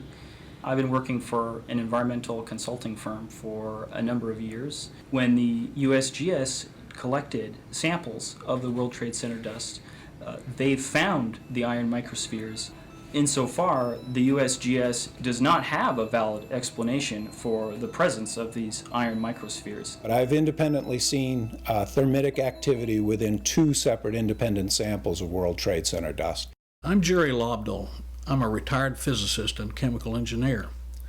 I have a BS in chemical engineering from Texas Tech, and I have extensive coursework in mathematics and physics from the University of Texas at Austin. I've had broad experience in analysis and applied research, 30-year professional history spanning physics, chemical engineering, statistical analysis and modeling, and operations research. So what do the microspheres contain? Iron is the main element, and then it has smaller portions of aluminum, sulfur, a trace of manganese, a trace of potassium. Most of them are less than about 1/10 of an inch in diameter, and they're spherical, and they're found in all of the dust blown out of the buildings during collapse, no matter where in Manhattan that dust is picked up. You must have had a much hotter heat source for you to get 2700 degrees Fahrenheit in order to melt the steel, melt the iron, to get these spheres, these molten spheres.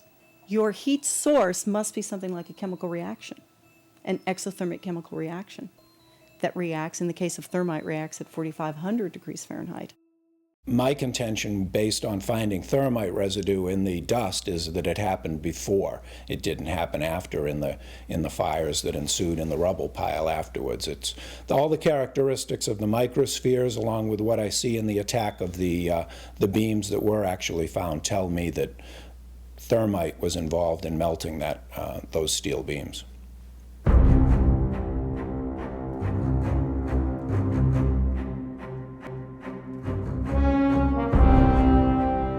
Out of the ashes of the World Trade Center devastation rises the Freedom Tower, whose foundation, however, is shrouded in question.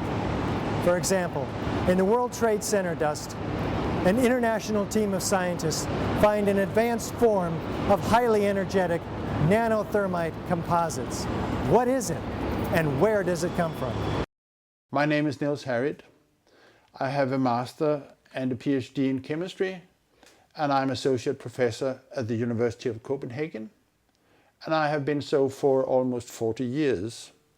I have published close to 60 peer-reviewed papers in the best journals, and currently I'm involved with research X-ray time-resolved spectroscopy on time scales of 1/millionth of 1/millionth of a second.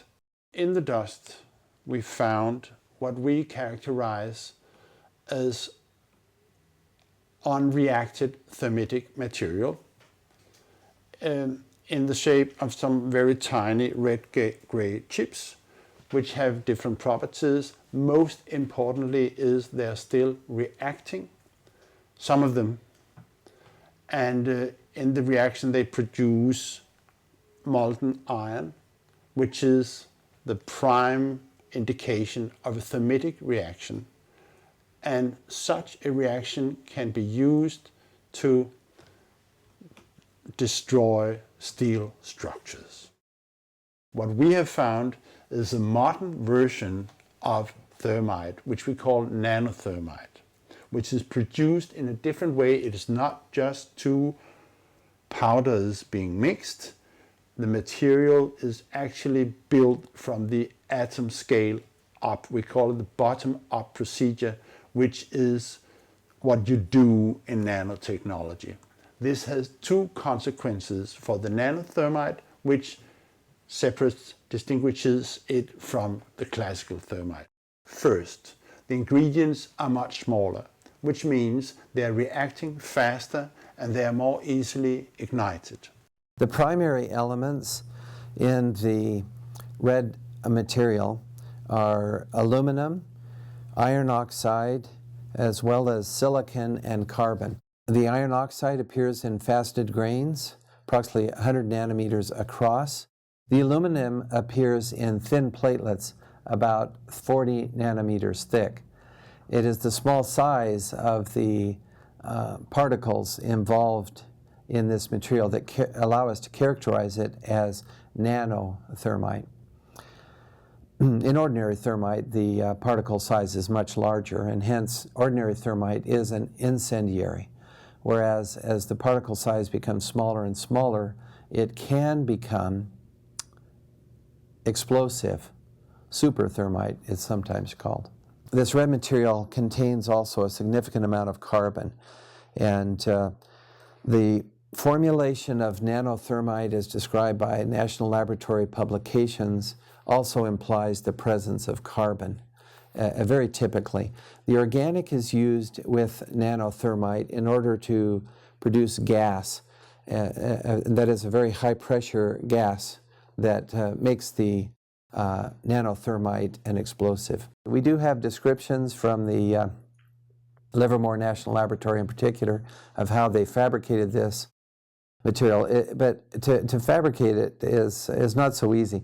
This is discussed in our paper in the Open Chemical Physics Journal, published in April of 2009.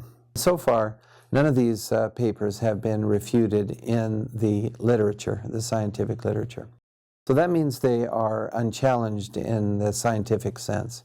They stand as an indictment, really, of the official story of 9/11. One of the things I'd like to stress about these chips is that they really shouldn't be there. They're not a natural formed agglomeration of aluminum from the aircraft or materials that were in the building and iron oxide that got knocked off.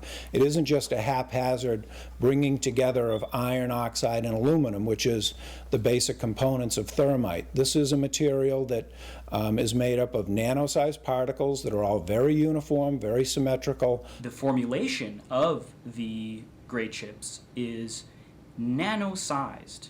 This cannot be paint. Paint does not have these exotic properties. It's impossible. We do not know which role is played by the red-gray chips that we found in the dust. But we know, and this was already totally clear before we started investigating the dust, that both explosives and incendiaries were used in the controlled demolition of World Trade Center. This is quite obvious because of other observations, the molten iron and other findings in the dust. This is material that is of military use that really shouldn't be there.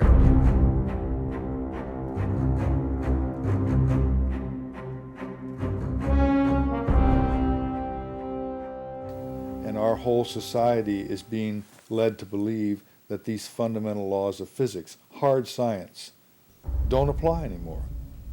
I think that should really frighten all of us. Just all the other evidence of seeing flashes and explosions and the melted metal and the dust particles and with the explosive chemicals found in the debris. There's just a lot of questions about what's been going on, and that these questions have not been answered or even addressed in any sort of full way. My name is Rick Folks. I'm a structural engineer with over 40 years experience in engineering. I'm a president of my own engineering business here in Arizona since 1983. Prior to that, I was a vice president with prominent engineering firms in the Phoenix area. I have experience designing large structures, including power plant structures, shopping center structures, schools, commercial buildings, you name it. I know structural design, and I know that on September 11th, when I saw those twin towers coming down, I knew there had to be more to the story than just a fire causing those failures. That had to be a controlled demolition that we were witnessing. The government has lied to us, and we need to get to the truth. Those victims deserve the truth. They deserve justice. What we have right now is a travesty of justice. The Freedom of Information Act request to NIST by a registered structural engineer for calculations and analysis substantiating the walk-off failures of the horizontal girders from their seats at columns 79 and 81 was denied by NIST, with the claim that releasing this data might jeopardize public safety. How could it possibly jeopardize public safety to tell people in the industry, engineers who were responsible for designing these buildings, how this failure could occur? That implies that anybody who requests or demands these calculations is a threat to public safety. Science is never secret when it's done right. Science is a way of finding out that is self-correcting and involves many people. Science isn't science unless it's published, unless it's openly published and made available for criticism. The thing that's most important about science is that it's a way of knowing, and it's a way of knowing that anyone can participate in. At the end of any kind of science activity, people will agree that they have collected evidence that illustrates a hypothesis, and if the evidence is contradictory to the hypothesis, one has to abandon that hypothesis and look for another one. The explanations from FEMA and from NIST don't add up, but there is enormous circumstantial evidence, circumstantial and actually physical evidence as well, that would lead us to a different conclusion. And the conclusion is controlled demolition. It was a shame that after the collapse that a forensic unit, a forensic engineering unit didn't go into the debris and try to find at that time why the towers had collapsed. I'm sure there was other evidence that could have given a better indication at the time that there was something else wrong. Any honest investigator would be looking at this and looking for explosives and so forth. The NIST investigation didn't go there. They just would not look for explosives. There have been explosives found in the dust and the debris, but this has been the work of independent researchers, not NIST. And the physical chemistry of everything that I wrote about is consistent with no other hypothesis. And all of the testimony of eyewitnesses, all of the video evidence supports only controlled demolition as the cause of all three World Trade Center buildings' destruction. You don't have to be a chemical engineer to question that official story. It's very, very obvious. Both Building 7 and the towers were brought down by demolition. It couldn't have been any other possible way.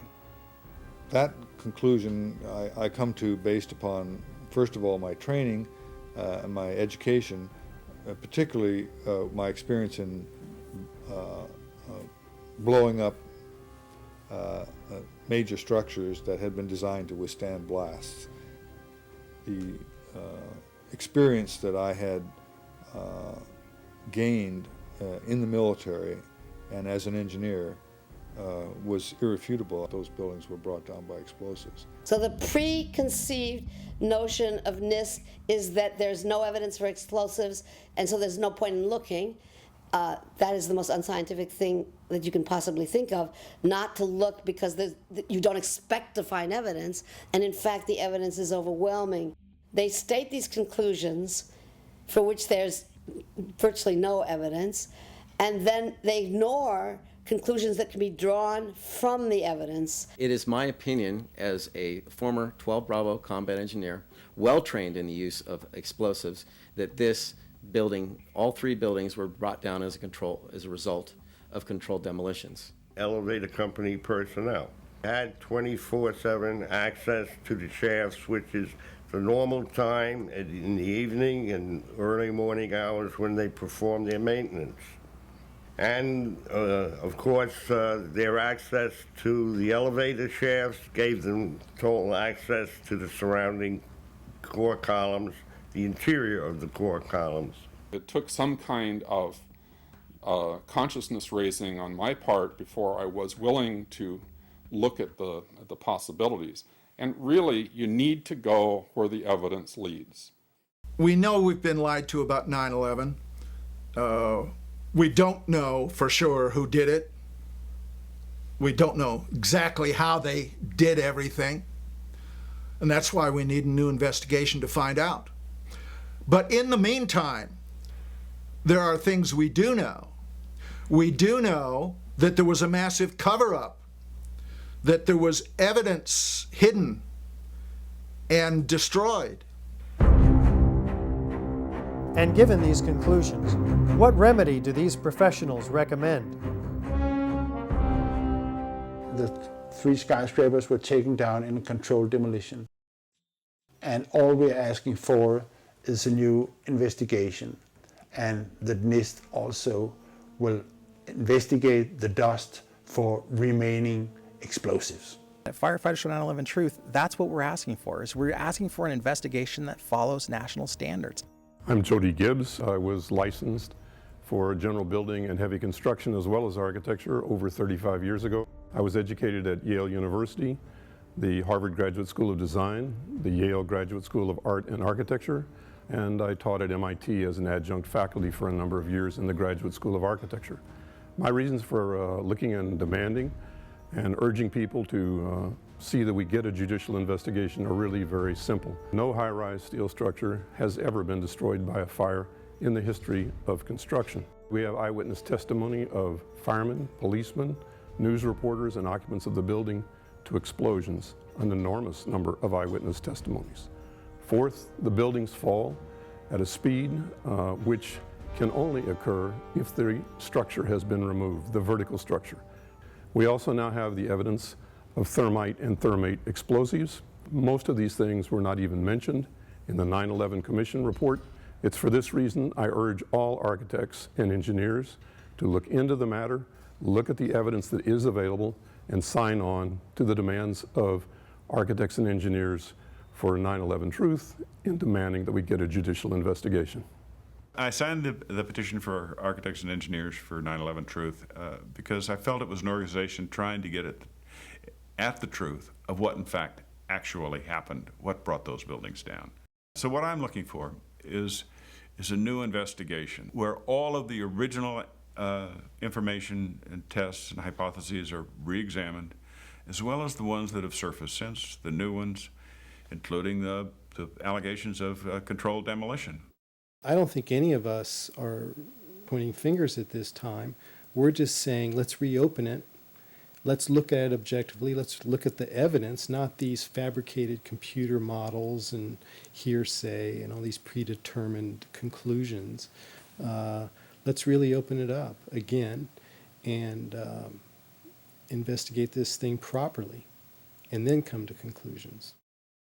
In my 37 years of experience as a structural engineer, I've never seen modes of failure such as have been exhibited in the case of these buildings, and that's why I feel that we need a new independent investigation to explain the destruction of these 3 buildings. I strongly support an independent investigation into what actually occurred. There are many problems, and in fact, as a forensic engineer, I can tell you that unfortunately the government has destroyed much of the evidence. Though we could do an appropriate investigation, and an investigation could be done that would be independent of the government, independent of all of the influences that obviously were in effect during the NIST investigation. Based on the evidence available, I feel that we must demand a new investigation into the destruction of the World Trade Center towers and NIST itself. We need to have an investigation of NIST themselves. I believe that the reports that came out are not true. I believe there's a lot of information that was omitted, blatantly or otherwise. I strongly feel that an international commission should be formed to look at this matter in an unbiased manner and come to a conclusion that could be presented to the entire engineering community. We have a professional responsibility, and I urge every engineer and architect and demolitions expert and anybody that has any knowledge in this field to examine the evidence and stand up and be counted, because the rest of the world is depending upon us. I would like to see a real investigation. I'd like to see people on the inside who really know what happened. I'd like to see some of those come out. There's some very good scientists, I'm sure, at NIST, and their life's work is getting distorted and used for political purposes. What happened on 9/11 is not something that is just going to go away. This is very pertinent to us today. I wish to further the investigation, and I want to make a difference because I want this to be a safe and better place for my children. I signed the petition on the Architect and Engineers 9/11 Truth website mainly because I wanted to stand behind the families that lost people on 9/11. The 9/11 Truth movement was started by the families that lost loved ones on that day, and they were all out there alone screaming for help, and our own country was ignoring them and ignoring their needs and not taking care of them the way we should have after that happened. We have not been told the truth, we deserve the truth, and so do the victims. We need to come together again as a country. I believe that this one event split our country in half. And the only way we're going to come back together is to reopen the wound, talk about this in an open dialogue. Most of us who have lived with the events of 9/11 have, as a result, experienced some kind of trauma. It can be very difficult to come to terms with what actually happened at the World Trade Center. In fact, someone told me recently, "I wouldn't believe what you're telling me even if it were true."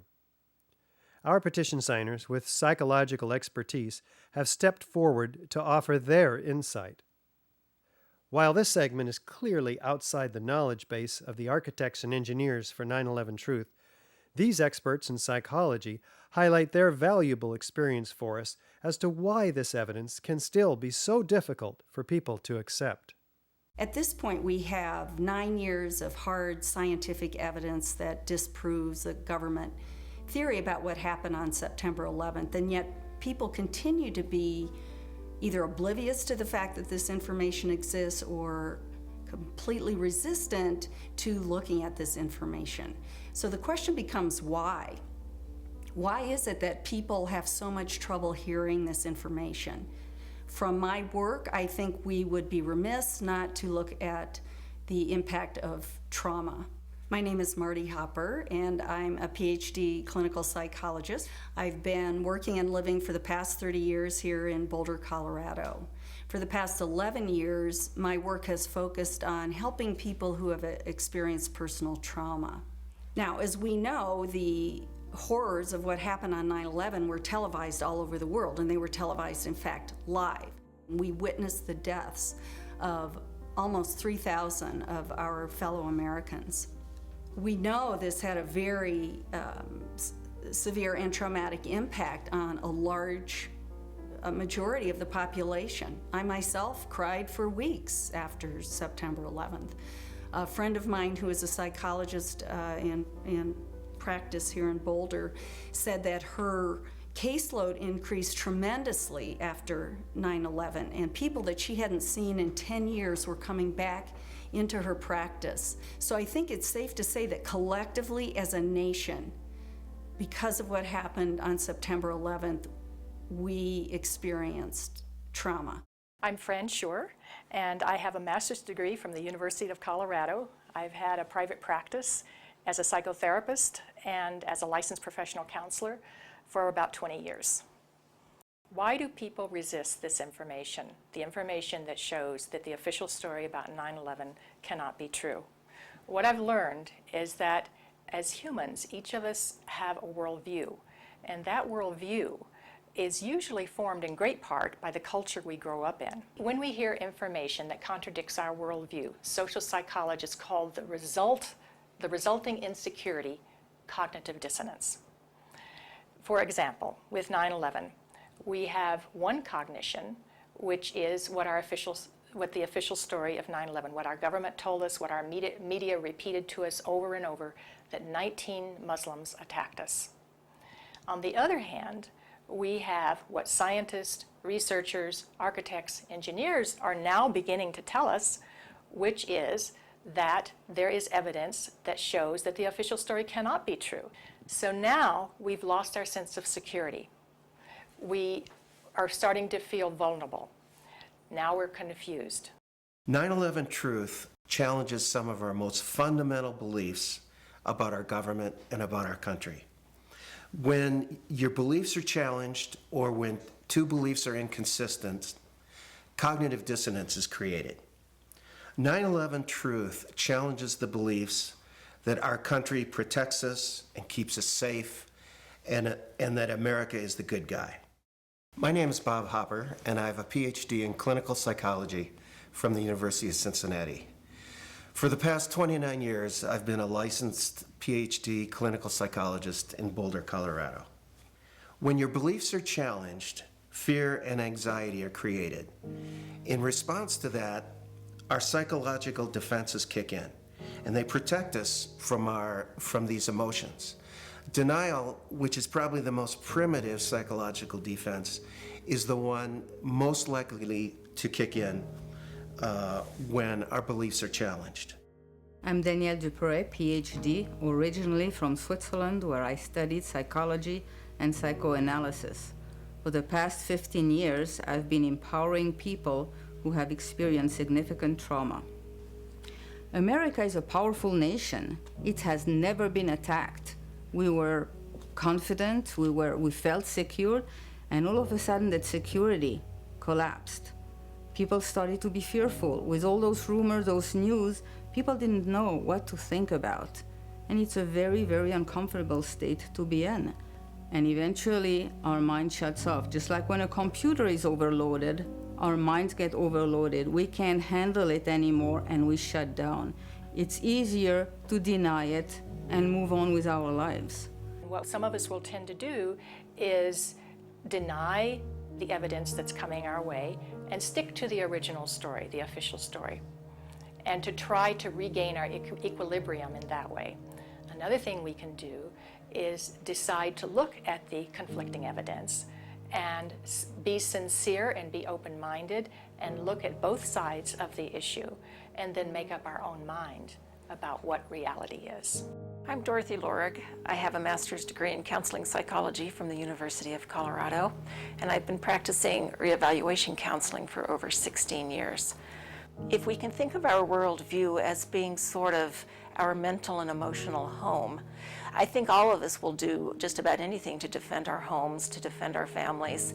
And so I see that with people, and I saw that with myself when my brother tried to talk with me about it, of don't mess with me, don't mess with my home, don't mess with my comfort with how things are. And about a week later, I read a lengthy article by Professor Griffin about why he believes the official account of 9/11 cannot be true. And it was a very well-researched article. I was in my office at the time. I sat there and I felt my stomach churning. I thought maybe I was going to be sick.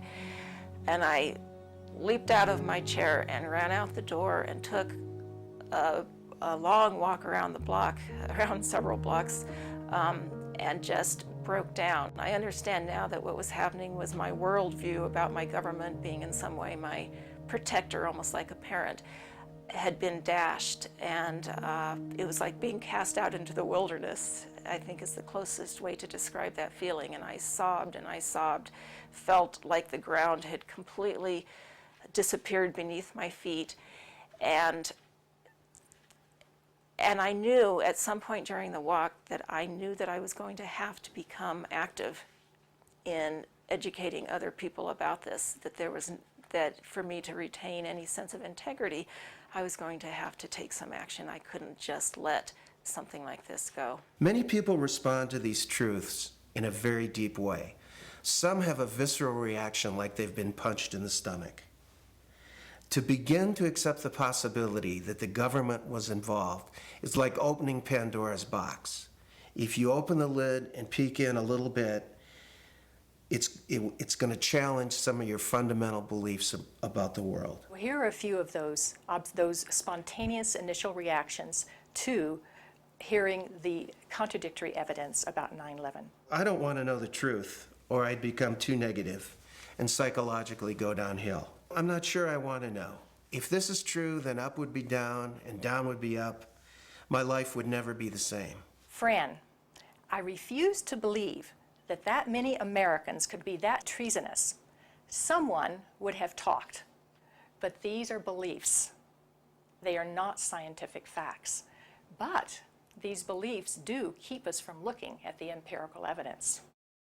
I'm David Ray Griffin. I taught philosophy of religion and theology at the Claremont School of Theology and Claremont Graduate University. I published about 35 books in my field, but then starting in 2004, I started publishing about 9/11, and since that time I have published 10 books about 9/11. You have empirical people who will simply say, look at the evidence, and if it's convincing, I will change my mind. Other people are paradigmatic people. They have a paradigm. They say, this is the way the world works, and I'm convinced this is the right way the world works. 9/11 doesn't fit into that paradigm. So I don't need to look at the evidence. It's paradigmatic. And then there is a third type of person that we often call wishful thinkers. I call it wishful and fearful thinking. So they simply will not believe something that they fear to be the truth. And I found that maybe to be the most powerful factor of people rejecting 9/11 truth and not even entertaining the evidence. So whenever we say, I refuse to believe, we can be sure that the evidence that's coming our way is not bearable and that it's conflicting with our worldview much too much. Denial protects people from this kind of anxiety. As I thought about all of these responses, I realized that what is common to every one of them is the emotion of fear. People are afraid of being ostracized, they're afraid of being alienated, they're afraid of being shunned, they're afraid of their lives being inconvenienced, they'd have to change their lives, they're afraid of being confused, they're afraid of psychological deterioration, they're afraid of feeling helpless and vulnerable. And they're afraid that they won't be able to handle the feelings that are coming up. None of us want to feel helpless and vulnerable. So we want to defend ourselves. And the way we often do that is with anger. So then we become angry. And when we become angry, then we become indignant. We become offended. We want to ridicule the messenger. We want to pathologize the messenger. And we want to censor the messenger. So how can we overcome this resistance and denial? The first thing is to meet people where they're at. One thing is that we need to raise people's awareness about this through what I would call gentle dialogue and gentle questioning. My name is John Freedom. I'm a counselor in private practice here in Tucson, Arizona, which I've been for the past 20 years. I hold a master's level certification in NLP, which is neuro-linguistic programming. So it doesn't work to challenge people's belief or immediately tell them, you know, I know the truth about 9/11, but a good way is to ask questions, ask open-ended questions, and lead them into a dialogue and discussion about it. Healing comes through facing the truth, experiencing it, allowing the feelings to come in, so that if there are feelings of fear that perhaps these events were caused by something that we haven't thought about yet, dark elements within our society, for example, we'll let that come in and explore it. Let the light shine on whatever happened. This will be the most healing process. The Germans did this after their war. The South Africans did this after apartheid. Reconciliation through the truth is what is a deep path to psychological recovery from the myths and lies around which this historic event has been cloaked in the official view. I am Professor William Woodward. I'm trained in the history of science with a Ph.D. I also have a master's in experimental psychology. I've edited 4 books and published well over 20 peer-reviewed papers. I've taught for 35 years at a state university, University of New Hampshire. I think as a psychologist, to overcome our fear of the traumatic event with new information would be the best, healthiest route to our collective recovery from the trauma of 9/11. That, by the way, is a psychotherapeutic insight that to gradually uncover the truth in your own life, the sources of anxiety, to make them conscious, is the royal road to recovery. One of the ways to deal with the trauma is to find the answers. That's why I think it is of such importance to have a comprehensive investigation. To work together to expose what happened, regardless of where the evidence takes us. That's what we expect in our state government, law enforcement. I think that by putting science together with the law, we will have a psychological healing around the impossible cognition that has been produced on that day. I believe that to be the kind of country that we think we are, we have to face some of the things that are not as we think they are. I'm Robert Griffin. I am a licensed psychologist practicing in Pennsylvania for 25 years. I am a member of Psychologists for Social Responsibility, and I am past president of the Northeastern Pennsylvania Psychological Association. After World War II, part of the way that Jewish people honored the dead was by making sure that the truth was known and that the value of these people was respected. Not pursuing the truth about 9/11 disrespects the value of the life of the people that died. Thinking that we're above such things, that it could happen in other countries, but it couldn't happen here, that's a lack of humility, and that's excessive pride. And so not being able to see our dark side or our weaknesses is the most dangerous thing. The observation that pride is one of the basic human flaws is absolutely correct. This is especially true for Americans because we for a long time looked at other nations and say, oh, they're in such bad shape, but luckily we don't have those problems. We don't have leaders who would do those things that were done in the Soviet Union, or done in Germany, or done in Japan, and on down the list. So this is a type of pride that Americans have. A feature of American history that makes us particularly liable to this pride is this notion that's called exceptionalism, that America is the exceptional nation. And that began from the beginning. As this country was formed, the people would say, well, there was so much evil in the European countries, so much cheating, so much lying, so much using the people for the rulers' purposes, but not in America. We have leaders that are free from those sins. So I think this has made 9/11 particularly difficult for Americans. Anyone can make mistakes, but our ideals and our principles get us back, on track.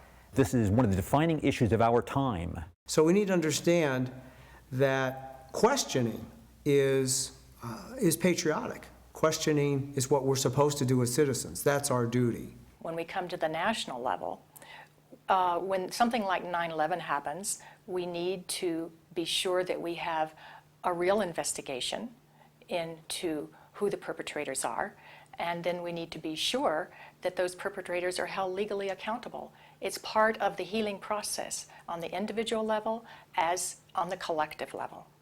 We need the truth in order to heal. 10 years later, the deep wounds from 9/11 have yet to heal. Nothing hits closer to home than the loss that these family members continue to endure, along with the torment of their unanswered questions. My name is Bob McIlvaine. I'm from right outside the Philadelphia area, and I'm the father of Bobby McIlvaine, who was killed in the lobby of the North Tower on September 11, 2001. But I've been searching to get the truth of exactly what happened to Bobby, and Bobby is a very interesting story. Bobby was one of the first 10 bodies found. We took him home that week. Well, I finally found the doctor who examined him. He gave me an outline of a body, and he described all the injuries he had. But the fact is that all his injuries were in the face, the front of his face was blown off, massive cuts in his chest, and his right arm were blown off. To me, that means explosion. My brother was my best friend. David has always been a firefighter. My brother went in to save people's lives. I'm a family member trying to find out the answers to the murder of 3,000 plus people. I'm Jane Policino. My husband Steve was 48 years old when he was killed on September 11th. I have no identification. Why is that? And you're sort of left with all these question marks, which is harder to deal with than the pain of losing somebody in that way. It seems to me we should know why over 1,000 victims there are no trace for, and no identification, no trace of over 1,000 victims. Just a few years ago, they were still finding body parts on the roofs of buildings.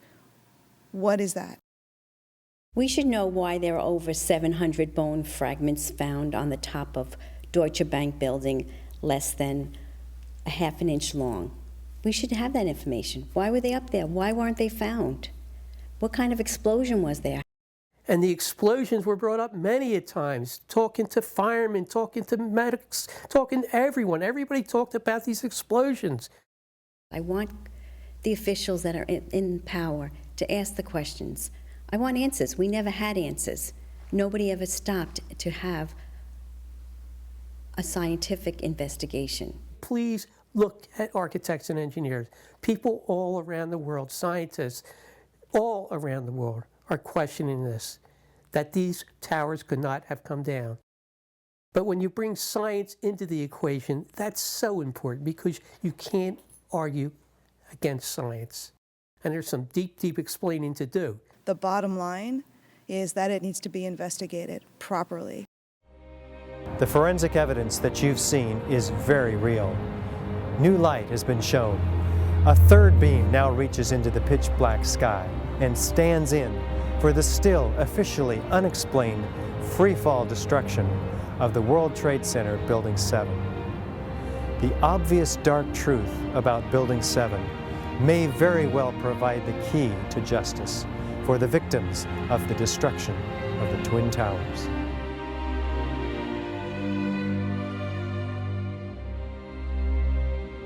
country owns this. We were all victims. You all should want answers. It's not just ours, not just mine. We all lost something that day.